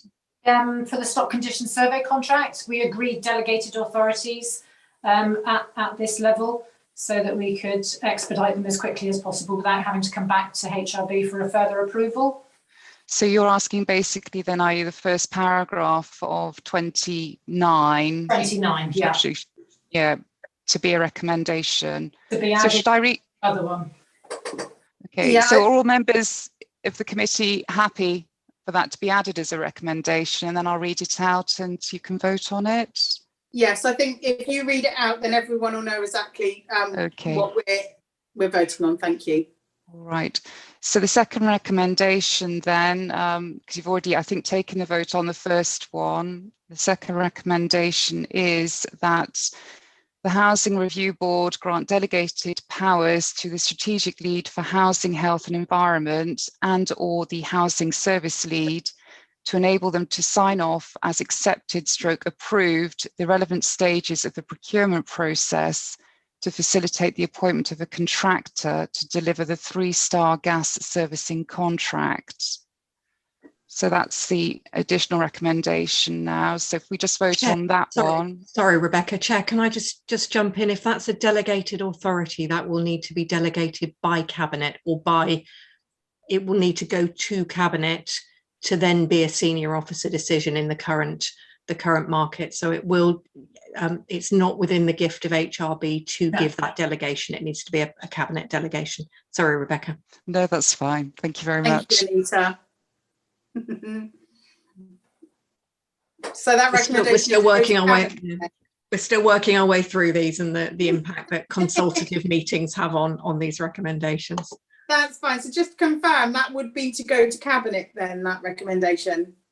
So that will be, keep up with this. This will be a senior officer decision made pursuant to HRB, which I think John will make. Senior officer decision, which recommends to Cabinet that Cabinet grant delegated authority in the way it's being requested. We might manage to shortcut the HRB senior officer decision, but we'll worry about that. That's a procedural thing. But it's certainly, the delegation will have to be granted by Cabinet rather than HRB. That's lovely. And everyone's understood that and they're happy with that, because there's been lots of speak and changes and bits. I just want to know if everyone's happy. Chair John Golding's got his hand up. Yep, John. Or just if we're going to substitute that, Chair, I just want to be clear what it actually means, because I'm not. And as it falls to me, I'd like to be. So if this recommendation is made by the board and agreed by Cabinet, does that allow me or Joe to sign the contract with the new contractor? Because it talks about relevant stages of the procurement process. I just want to be clear whether that's what the board are intending. Yeah, shall I pick that up? Of course, Anita, thank you. It will be in accordance with the contract standing orders, John. So it will depend on value. It may be something that has, and if it's a deed, it will have to come to legal. So it may. I'm just trying to look at two screens at the same time. It's not particularly clear, is it? What it's the contract value might be about 500,000, Anita. Yeah, so we do that by deed, and that would need to be a legal sign off, but it would allow you to approve it, John. Just bear with a moment. Let me just look at the wording. Just bear with us, everyone. We just want to get us right going through.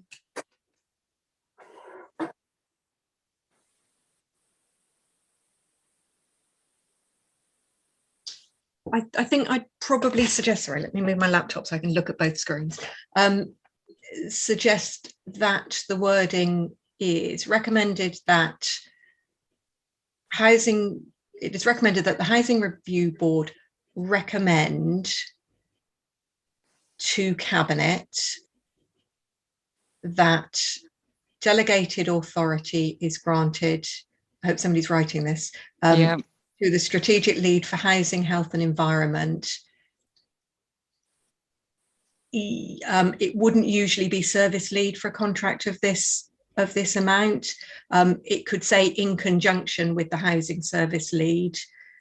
The usual delegation includes strategic lead for legal and governance, so Henry, and strategic lead for finance, so Simon. John, you happy with that?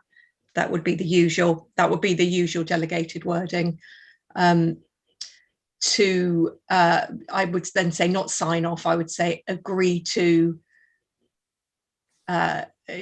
proceed with the relevant stages of the procurement process, and to agree the granting of the contract to the contractor identified through the procurement process to deliver the 3-star gas servicing contract. Does that work?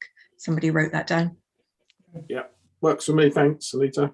Yeah, that's kind of similar to what it says in the stock condition survey one, Anita. Yeah, that would be the usual sort of wording. I don't know what the budget position is for this, whether you still, does this need budget, or is this is already identified budget, presumably? It's already got budget, yeah. Yeah, okay. I think that picks it up.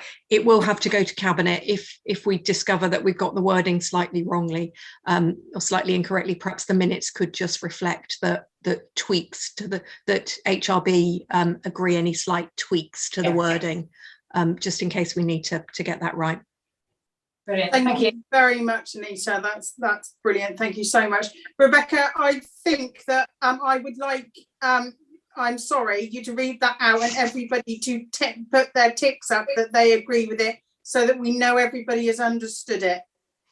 Okie doke, I will do my very best. So just so that we are completely clear, we've already dealt with the recommendation on the first page of agenda item 13. So we've already voted and dealt with that one. So this is a new recommendation then, an additional recommendation.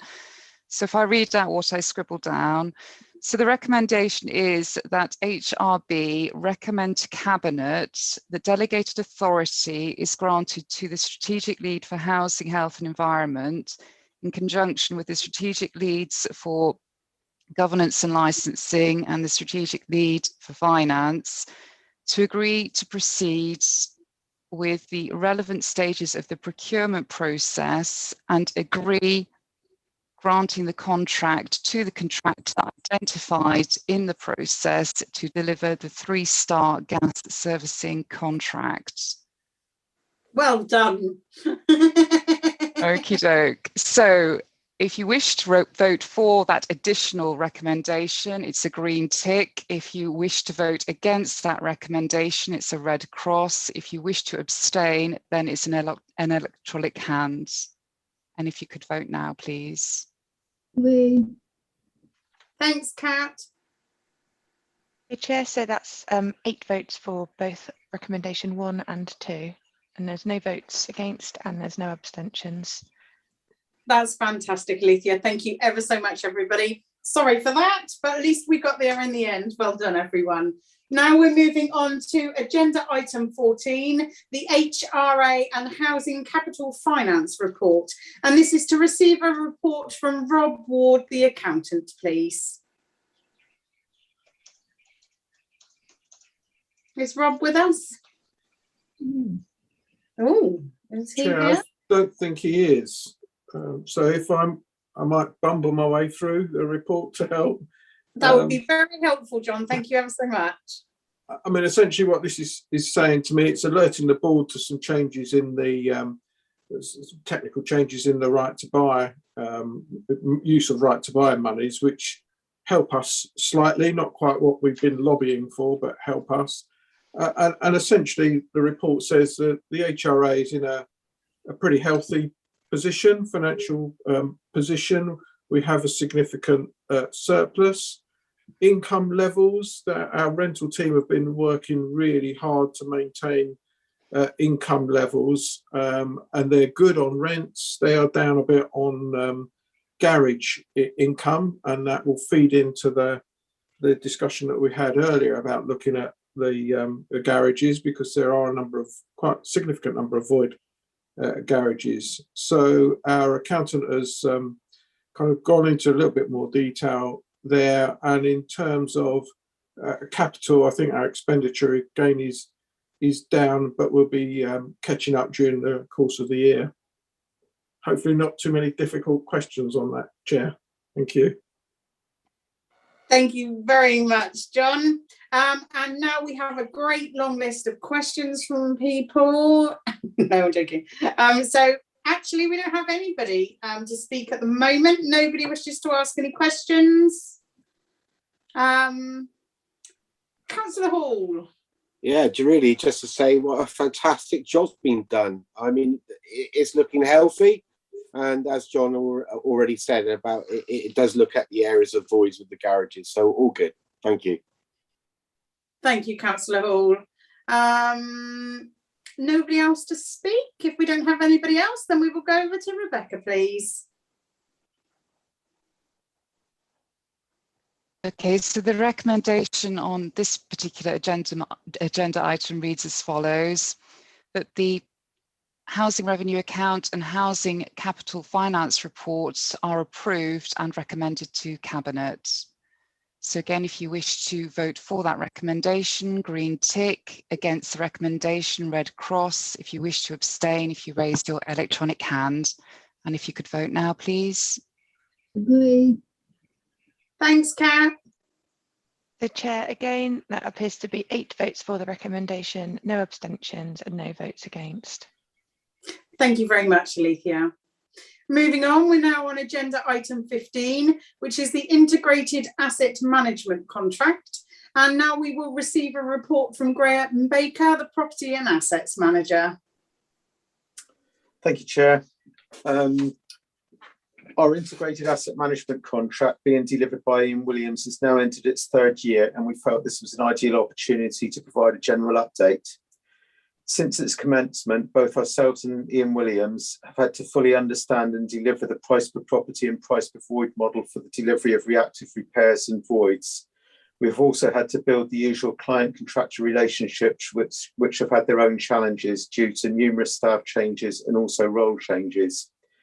In addition to the new contract, we've also had the COVID global pandemic to deal with, And it was a testament to all parties that we've worked collaboratively to maintain the delivery, sometimes at a reduced level, of the reactive repairs and void service throughout the numerous lockdowns.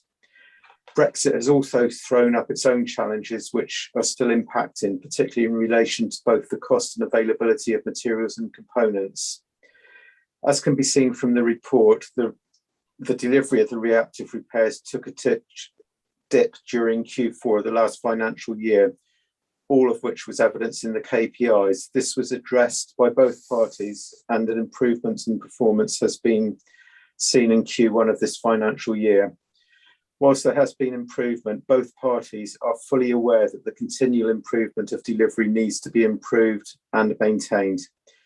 The delivery of voids is generally going well. The new void process, previously approved by the board, has been implemented. The initial signs are that this is improving service delivery, and some areas of ambiguity, particularly in relation to void classifications and times, have been ironed out.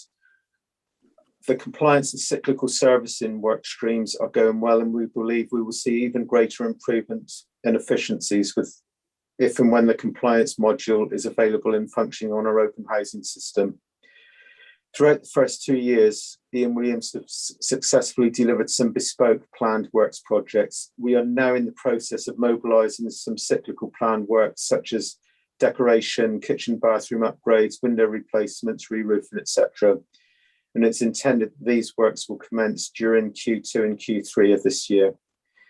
COVID has impacted on the demand for the handy person service. It has recently been re-advertised in our Housing Matters publication, and the indications are that demand is increasing. We hope that this trend will continue.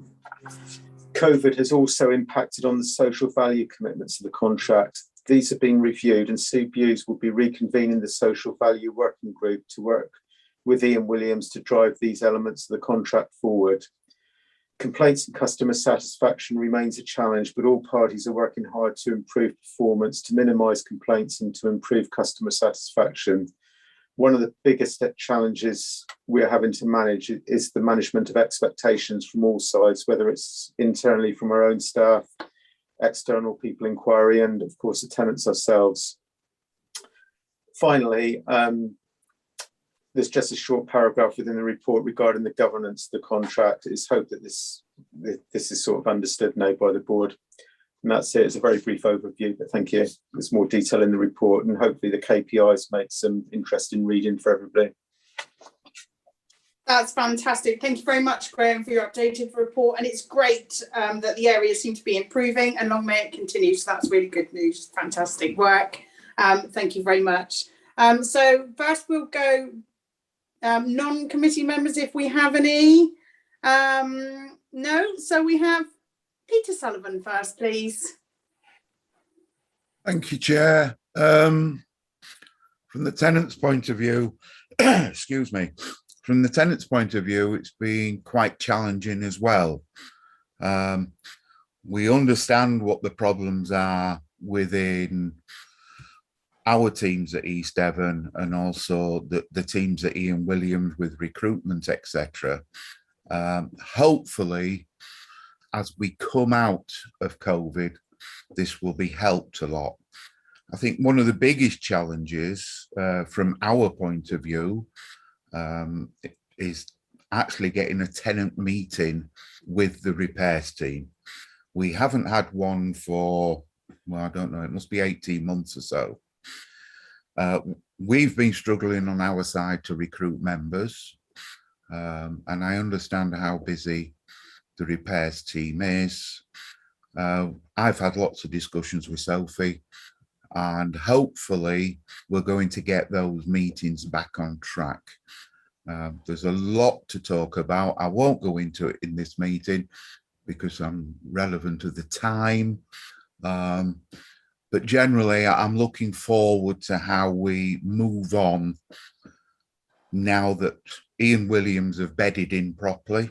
We understood there were problems at the beginning when they first started the contract, which is, I won't say acceptable, but we probably expected it anyway. I'm just looking forward to moving forward with this and providing a better service for our tenants. Thank you. Thank you very much, Peter. And it's great to hear that, you know, the tenant review team meetings are hopefully going to go on. They're very important.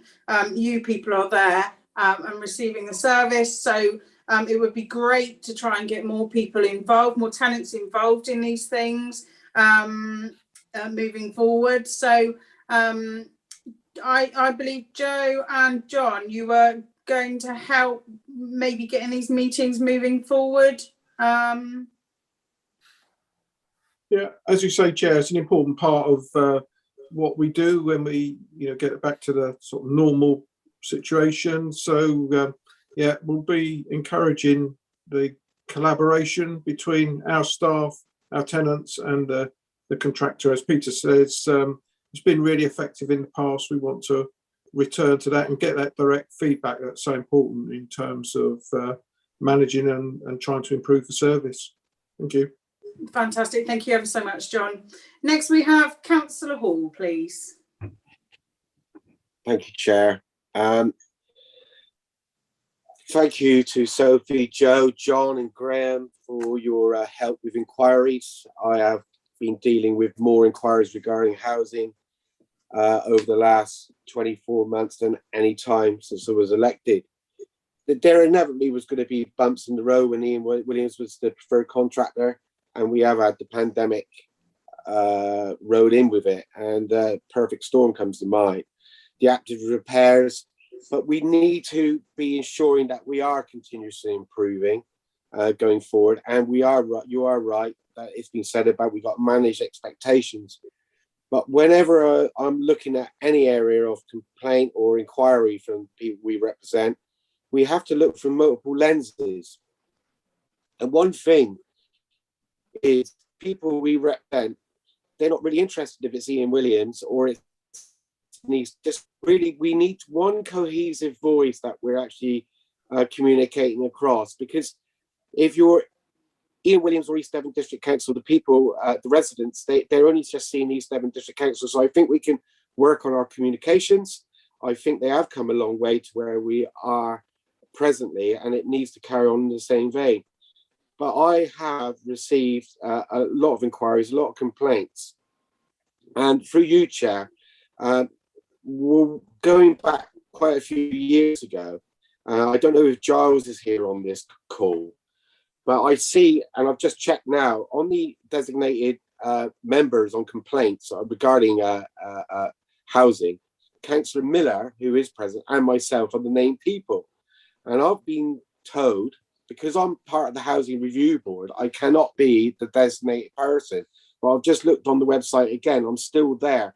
So I think that needs to be clarified, who is the actual representatives, or if I am able to carry on in that road, then I'm quite happy to do so because I'm actively involved.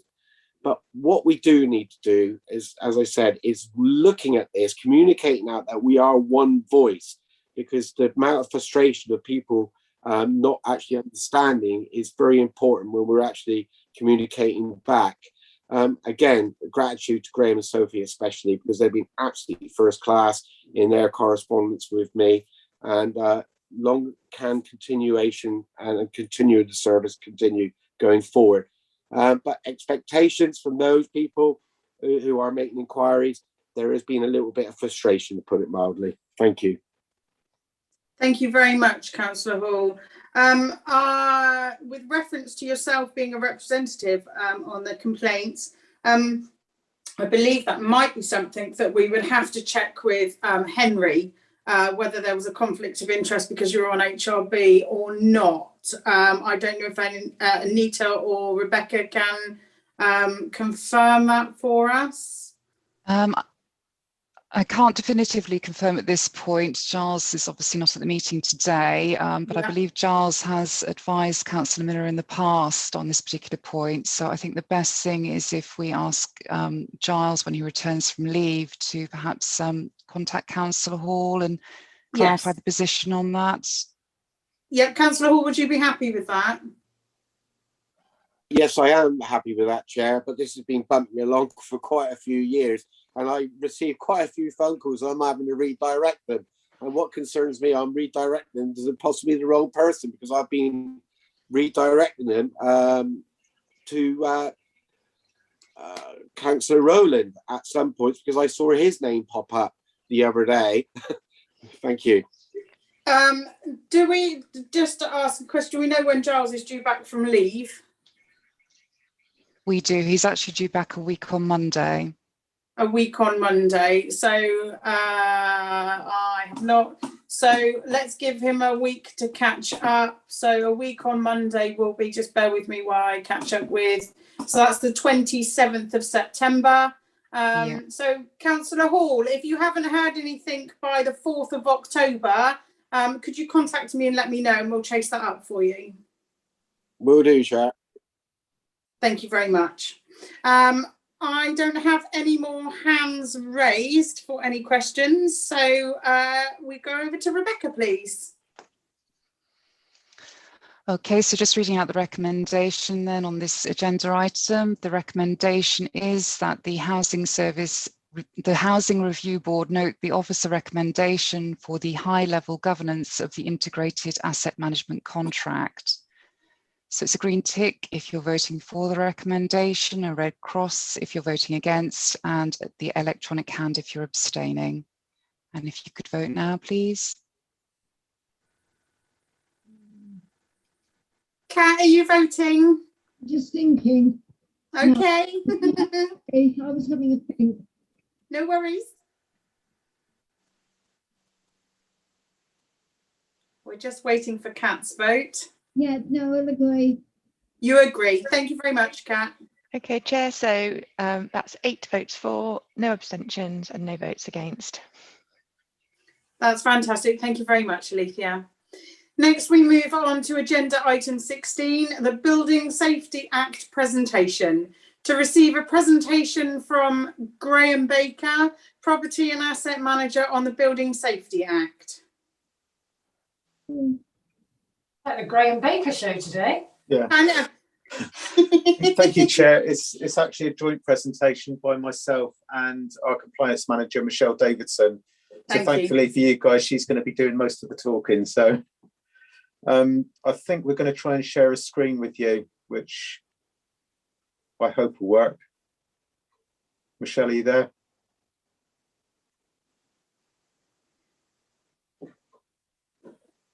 Let's see if she's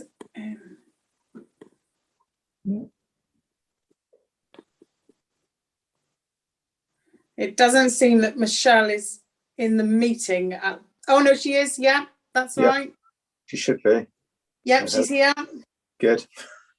I'll start with the introduction. Obviously, I'm sure everybody is aware that the Building Safety Act is going through government at the moment and will shortly be coming into force. Thankfully, within East Devon, this presentation is solely centred around housing, but I think everybody needs to be aware that it will also impact on the council as a whole, which will become evident in our presentation. I think now, if we carry on, Michelle, if you can go on to slide 2 and 3 and do your bit, please.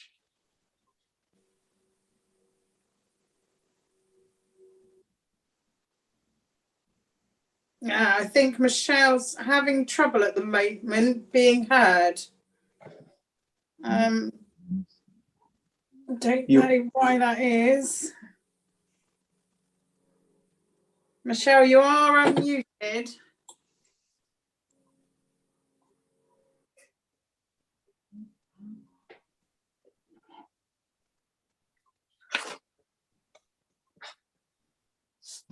Do you want me to carry on until we can hopefully get Michelle?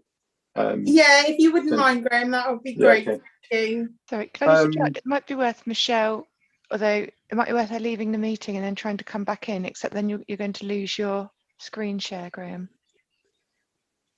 Yeah, I've got Kerry on the meeting as well. I mean, she can present it if necessary, and that might help Michelle. Yeah.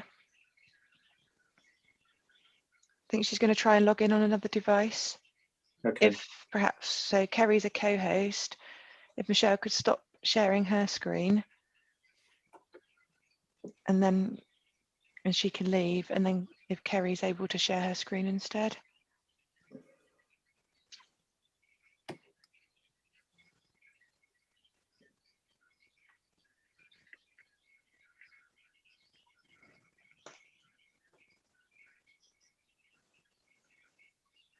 I don't know if Kerry's here, whether she, oh, here we Yeah, go. she is.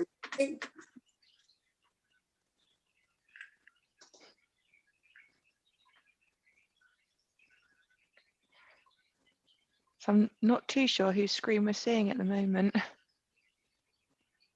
Sorry, I'm just trying to share my screen at the moment. Okay. I'm having difficulties. Just one moment, please.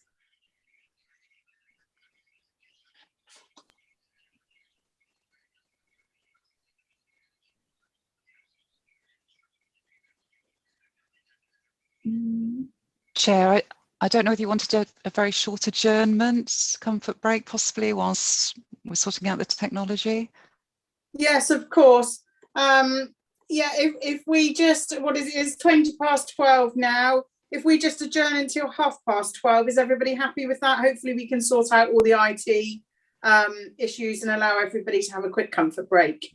That'd be brilliant, thank you. That's great. Can I just say, everybody will just need to go on to mute, but I'll need to share my screen so that the PowerPoint goes up for the people watching on YouTube, which means that Kerry won't be able to load her presentation, neither will Michelle if she comes back. Okay, maybe that was a bad idea. Oh, well, no, it's fine. It just means that they won't be able to do anything because I need my screen up whilst they're, whilst we're on our comfort break. So it's up to you, Chair. Perhaps when couple of minutes before Kerry could try and that's fine. Slide with a couple. I know it takes a couple of minutes off your break, Leaky, but oh, that's fine. No problem. Then a couple of minutes before they could try and share, hopefully. Yeah, that's fine. So just give me 5 minutes, not 10. Yeah, members, if you come back for 12:30, please, then hopefully we will all be sorted. Thank you, Chair.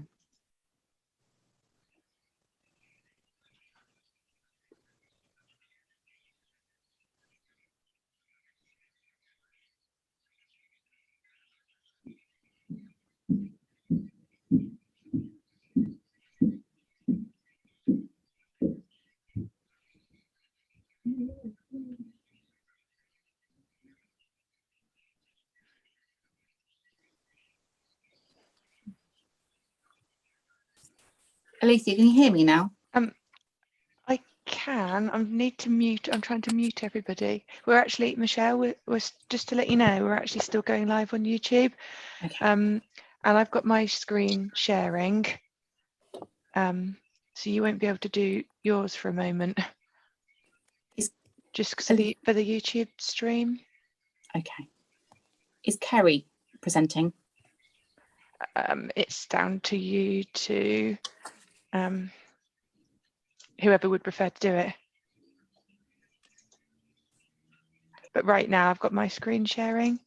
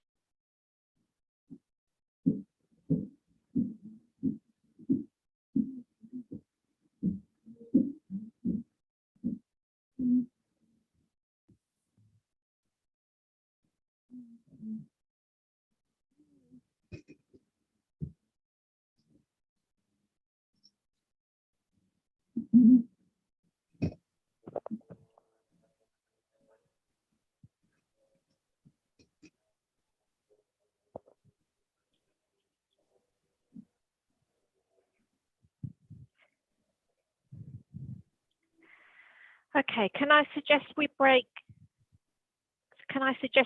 the YouTube stream?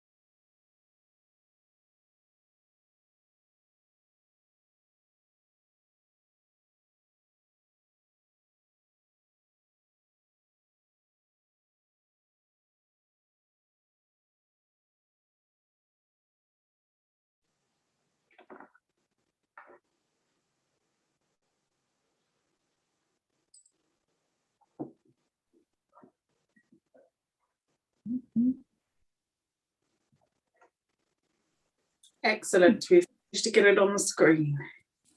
Yes.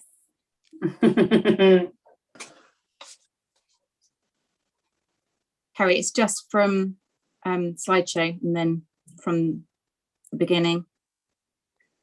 Okay. Oh. Apologies, Chair, I've got Kerry presenting it for us today. That's absolutely fine. No, however it works, as long as it works, it's absolutely fine. Apologies, Sorry, we tested this earlier on and it worked, but my computer's crashed for some reason. So Kerry, it's just along the top there where it says slideshow on the top bar. Yeah, I'm just trying to get to it because I've actually got another bar in front that won't let me go to it. Okay. So I'm just doing it. Sorry, apologies everybody.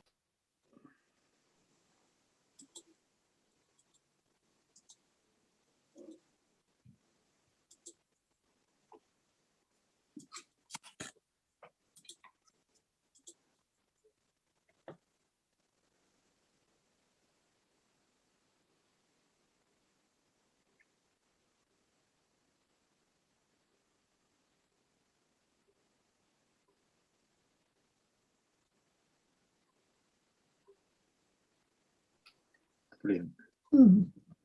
Right, thank you. Could we have the next slide, please, Kerry?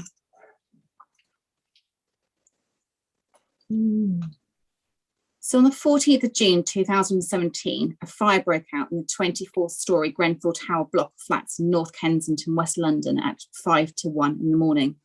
It caused 72 deaths, including those of 2 victims who later died in hospital. More than 70 others were injured and 223 people escaped. It was the deadliest structural fire in the United Kingdom since the 1988 Piper Alpha disaster and the worst UK residential fire since World War II. The fire was started by a malfunctioning large fridge freezer on the 4th floor.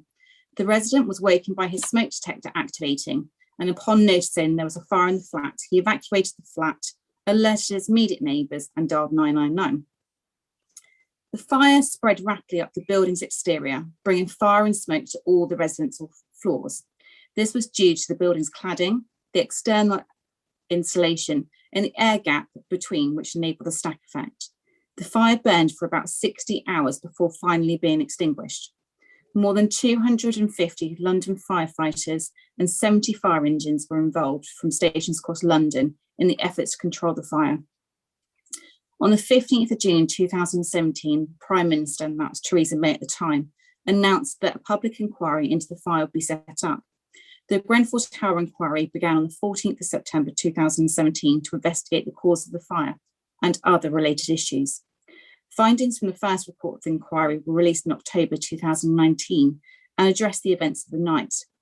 It affirmed that the building's exterior did not comply with regulations and was a central reason why the fire spread, and that the fire service were too late in advising tenants to evacuate.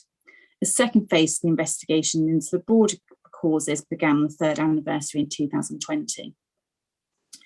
The fire was investigated by the police, a public inquiry, and a coroner's inquest. Among the issues being raised and investigated was the management of the building by the Kensington and Chelsea London Borough Council and Kensington and Chelsea TMO, which was responsible for the borough's council housing, and the response to the fire brigade, the council, and government agencies. In the aftermath of the fire, the council's leader, deputy leader, and chief executive resigned, and the council took control of the council housing from the management company. The national government commissioned an independent review of building regulations and fire safety, which was published in a report in 2018. Across the UK and in some other countries, local governments investigated other tower blocks to find that they have similar cladding. Efforts to replace the cladding on these buildings are ongoing. Thankfully, East End District Council have no such cladding. Next slide, please.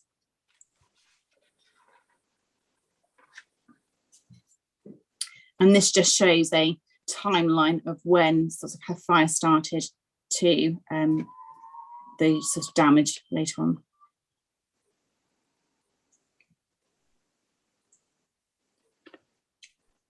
Following the tragic fire at Grenfell Tower, which raised serious questions about the fire safety of high-rise residential buildings, the government ordered the testing of aluminium composite material, ACM cladding, from similar buildings across the country. As a result of this and the fire, the government commissioned an independent review of the building regulations and fire safety on the 28th of July 2017 and appointed Dame Judith Hackett to lead on the inquiry. The review covered the regulatory system around the design, construction and ongoing management of buildings in relation to fire safety, related compliance and enforcement issues, international regulation and experience in this area. Its purpose was to make recommendations that will ensure, one, a sufficiently robust regulatory system for the future, and secondly, that residents feel that the buildings they live in are safe and remain so. Next slide, please, Kerry.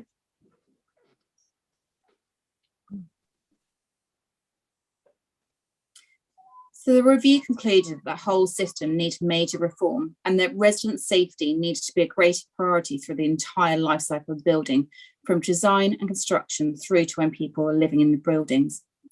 The government accepted the review's recommendations and published the draft Building Safety Bill in July 2020, setting out proposed legislative changes to deliver reforms to the building safety regulatory system. Alongside the existing Fire Safety Bill and Fire Safety Consultation will set out how we're bringing forward those proposals to provide the biggest improvements to building safety in nearly 40 years. It's expected that the Building Safety Bill will receive royal assent between 9 to 12 months from its introduction in July 2021. The draft Building Safety Bill brings forward a more stringent regulatory regime focused on fire and structural safety, with defined roles and responsibilities and a new designated building safety regulator, which is part of the Health and Safety Executive, HSE. The overview of these recommendations are a strict regime which sets out additional requirements for the management of fire and structural safety risks in new and existing buildings deemed to be higher risk or in scope. This is currently defined as 6 stories or 18 metres, whichever is reached first. A regime to monitor the performance of all buildings and those people who work to design, build and maintain them, including ensuring those people are competent. This includes upcoming changes to cross-cutting legislation, such as building regulations and guidance that will impact the work of all authorities, not just those who develop and own buildings falling within the defined scope. It sets out plans for enhanced sanctions and redress. In addition to the new building safety regulator, there will be a new homes ombudsman scheme, which all those who develop or commission new homes will be required to join. There'll be greater access to existing housing ombudsman for tenants, and there's greater testing regimes of products such as fire doors and materials used in construction.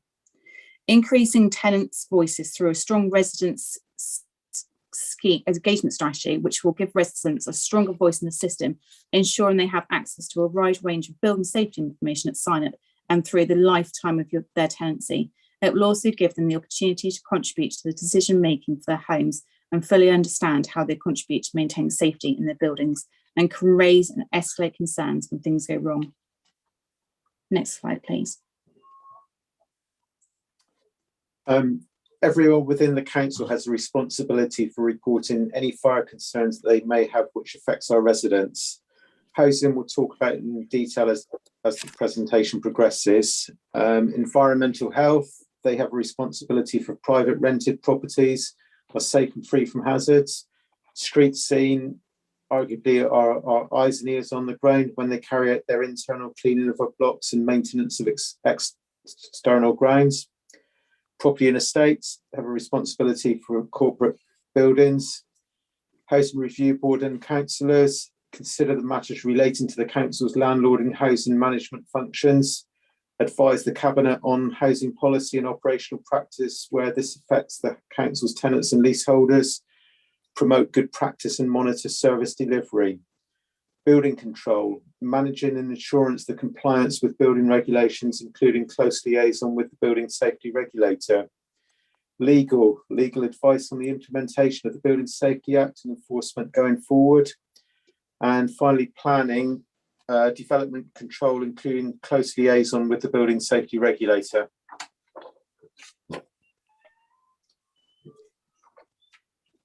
So overall responsibility for those designing construction buildings and how they're managing safety and risk, we believe the duty holder will be our chief executive. So that he will have obviously overall responsibility for those designing construction buildings. Key responsibilities include the management of 3 gateway points in the construction process, at which buildings or plans will need to be approved to continue, and protection of a golden thread of information. The duty holder regime will continue into the occupation state of buildings and scope by imposing specific obligations on an accountable person. We believe that the accountable person within housing will be either the strategic lead or the service lead. The accountable person will be responsible for understanding fire and structural risk in the buildings and taking appropriate steps to mitigate and manage those on an ongoing basis so that the building can be safely occupied. For existing buildings, the appointed person will be required to register the building and then apply to obtain a building assurance certificate, which is necessary to allow a building to be occupied, as with new builds. The accountable person is also responsible for producing the residents' engagement strategy. And the other role is a building safety manager. The building safety manager is appointed by the appointed person and approved by the building safety regulator to deliver the day-to-day functions on behalf of the appointed person. And there's also residents that play a key part in this. Residents of buildings in scope of the new regime are given responsibilities to cooperate with the building safety manager, and developing a resident engagement strategy will be required as part of the building safety case. Residents will also be entitled to core information about building safety with a request to the right to request more detail as appropriate.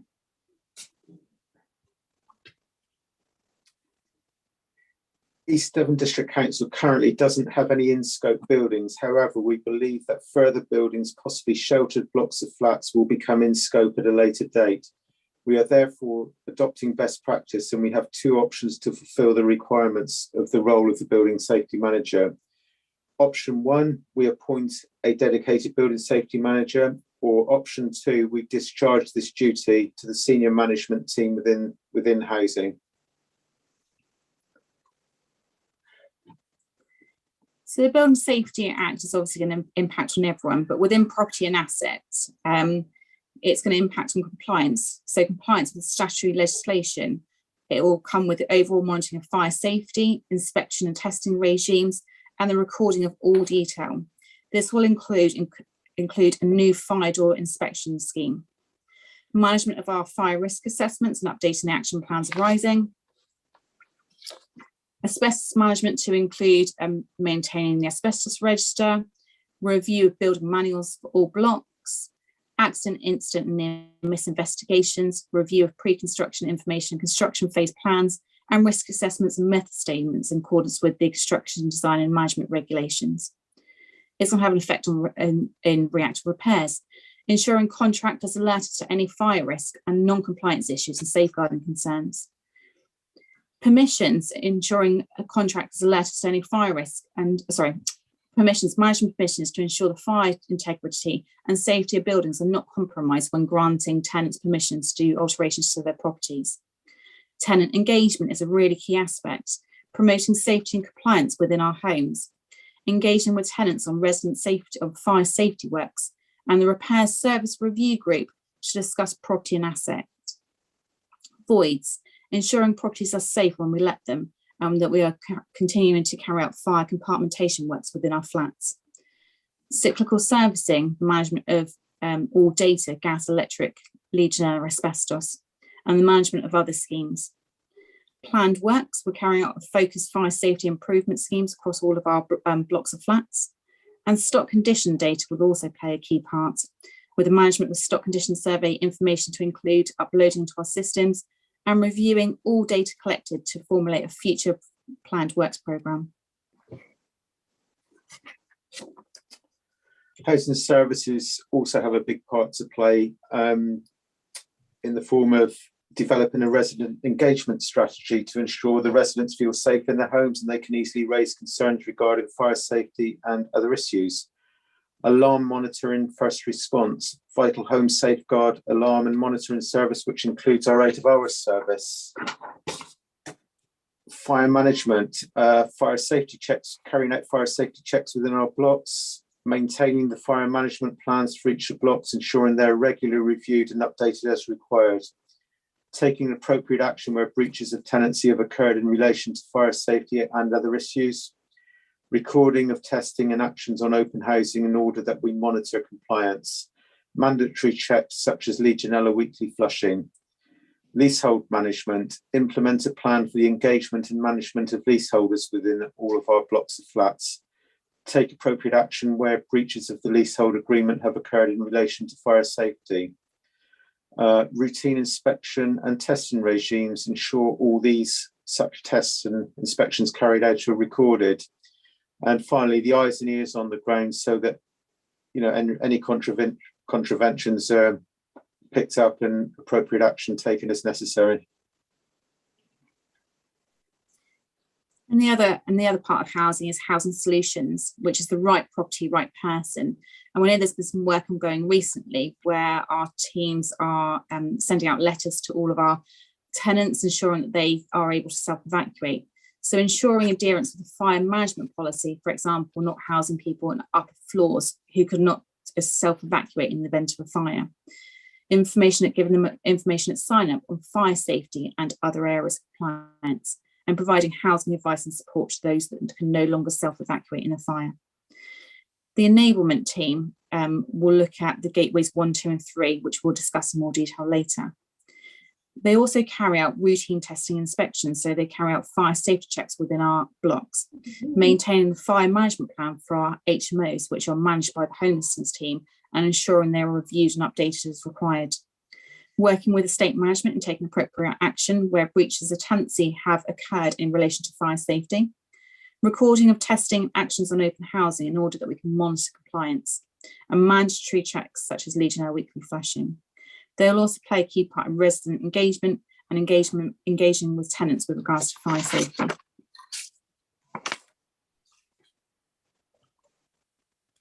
The government has asked the Health and Safety Executive to establish a new building safety regulator, and following the recommendations in the Building a Safe Future report by Dame Judith Hackett, a new regulator will oversee the safe design, construction and occupation of high-risk buildings so that residents are safe and feel safe. It will be an independent and give expert advice to local regulators, landlords and building owners, the construction and building industry and to residents. The duties are: the building safety regulator will be wide-ranging duties and functions, including taking over the building control regime for high-risk buildings. It's enforcing sanctions for non-compliance, which includes increased custodial sentences from around 2 years to 10 years or unlimited fines. It will also improve competence of those working on buildings and overseeing the safety of those buildings and occupation. And the regulator will be self-funded from the fees and charges it will levy. In respect of offences committed, senior roles in companies can be liable, and where a corporate body commits criminal offence under the new regulatory system, any officer of that body is also deemed to have committed that offence in certain circumstances. For new develops and major refurbishments, the government have introduced a series of gateways within the planning system. Through the new system, there will be new roles defined in the construction of buildings similar to the CDM regulations which already exist. An organisation will need to apply to the building safety regulator to enable work to continue. For Gateway 1, prior to planning permission being granted when fire safety issues are considered, the building safety regulator will assess full plans, fire statements and other documents to accept, reject the client's application, determine whether they can proceed to the next stage. The client is deemed as any person or organisation for whom a construction project is carried out as part of their business. The responsibility of the building will fall to the client up until the handover of the building to the accountable person following Gateway 3. They will be required to assign the principal designer and contractor, but also ensure that they can demonstrate the necessary competence to discharge those responsibilities effectively. They'll be required to submit key information to the building safety regulator demonstrating how they are managing building safety risks and complying with building regulations. Gateway 2, the client will be required to submit key information to the building safety regulator demonstrating how they are complying with the building regulations. The client will have to ensure the principal contractor and principal designer are competent. There will be a hard stop before building safety regulator gives permission for construction to begin. This will be the responsibility of the client, principal designer who plans, manages work, and the principal contractor who are appointed by the client to plan, coordinate, and monitor the construction phase. For Gateway 3, the client will be required to submit to the building safety regulator information on the final as-built building. The client, principal designer, and principal contractor will be required to produce and co-sign a final declaration confirming that, to the best of their knowledge, the building complies with building regulations. They will need to produce updated as-built plans, a complete construction control plan, an updated fire and emergency file, a complete key data set, and apply for a building registration certificate by the accountable person. The accountable person will need to apply for a building safety certificate before all properties can be legally occupied. This will apply to new and existing buildings within scope. A building safety case will need to be produced which outlines how risks are being managed and what evidence is there on safety will need to be submitted to by the accountable person. As part of the works, the golden thread so widely used will need to be kept at every stage. Some key points for me is that there's going to be a stricter regime, so greater responsibilities in construction and refurbishment phases, ensuring compliance with gateways and appointing competent people.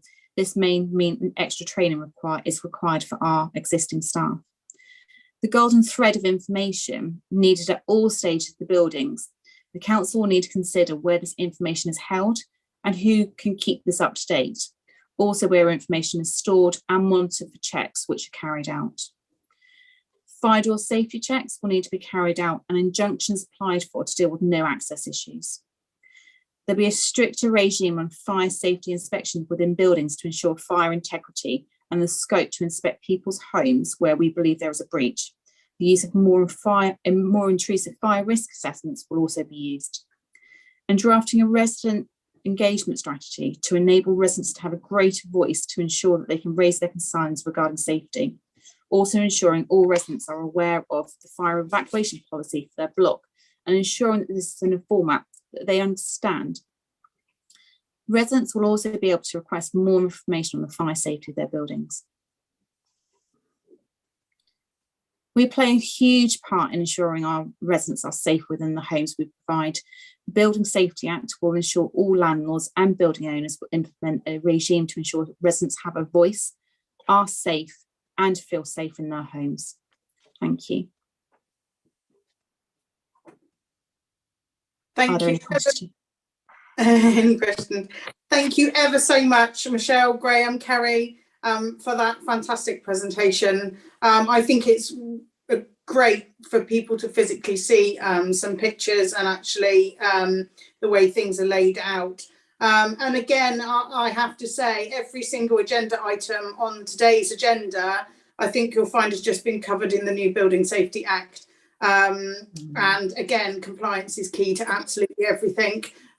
So when we've covered that in every agenda item on the list today, I think, and this presentation has just brought that home again, why this is so important to us as landlords. So I'd like to go over now for questions. Anyone have any questions? I don't have anyone with questions. I'm really surprised. You did so well. Oh, we do, Councillor Hall.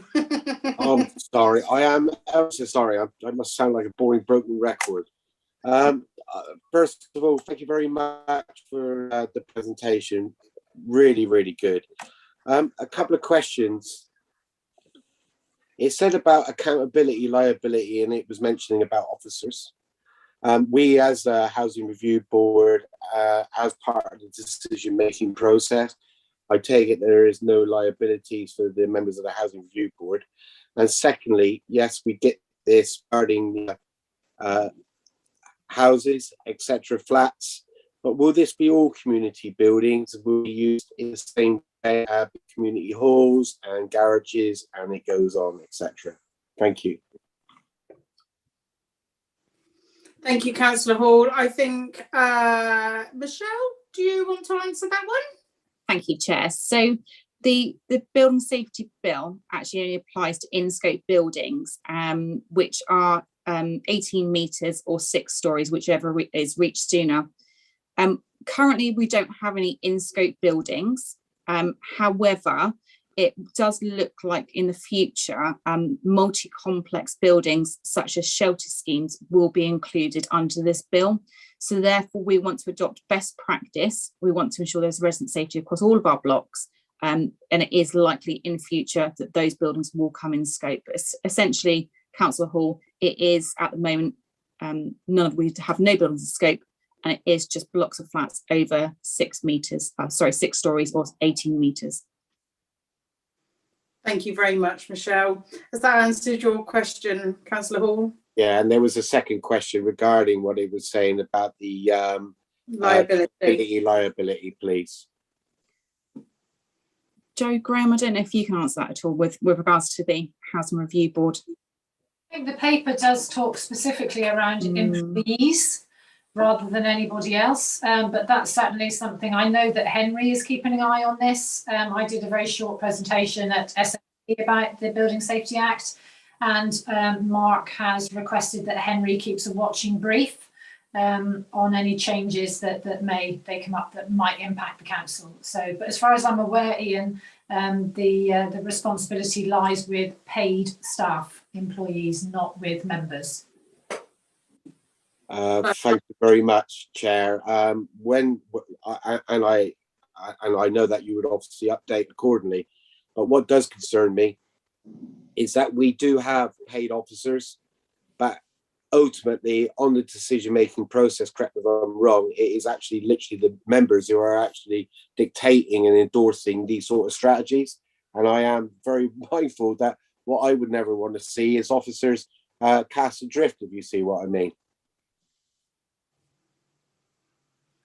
Thank you, Councillor Hall. And I think that's why it's so important with these meetings with members and councillors, and having people with the correct qualifications in post, as we've spoken about today with compliance. And just to reiterate that again, that is why it is so important that we have these people in the correct positions and paid accordingly. They then become duty holders further up the chain, if you like. So good question, well raised, and I hope that's answered your question a little bit. Next I have Peter. Okay, thank you, Chair. Just to say thank you to Michelle and Graham for that presentation. Even though at this time we don't have any compliant buildings, I'm hearing exactly the same that we may have pretty soon, because I think they're going to include all the sheltered housing, which actually I'd be quite glad for that to happen, because I think even in sheltered, even though some of them are quite small, we may have some tenants at this present time who are actually in the wrong buildings because of their disabilities. So that's something we've got to keep an eye on. The other thing is as with the housing white paper, there's a lot of tenant involvement with this scheme, and what I really like to make sure of is that the relevant training to whoever of the tenants wishes to be involved is available. And I know it could be quite costly, this at the moment, because this is all brand new, and I know there's going to be a lot of cost with training staff, but I think the same relevant tenants would also need that proper training with no restrictions that may come in place. Thank you. Thank you very much, Peter. I don't have any more hands up at the moment. Last chance for any questions. No more questions. So thank you very much again for your presentation. We'll now go over to Rebecca. Yes, I don't think there are any recommendations to be voted on in relation to this. I believe it's just a presentation. That's absolutely fine. Thank you ever so much. That's brilliant. So that brings our Housing Review Board meeting to an end, and I would like to thank everyone, including members of the public, for their attendance. Members, can I remind you that until Democratic Services team confirmed that the live stream and recording has stopped, you can still be seen and heard, and any comments made may be recorded. Thank you ever so much, everybody, for today. Goodbye. Well chaired. Thank you. Thank you for the help.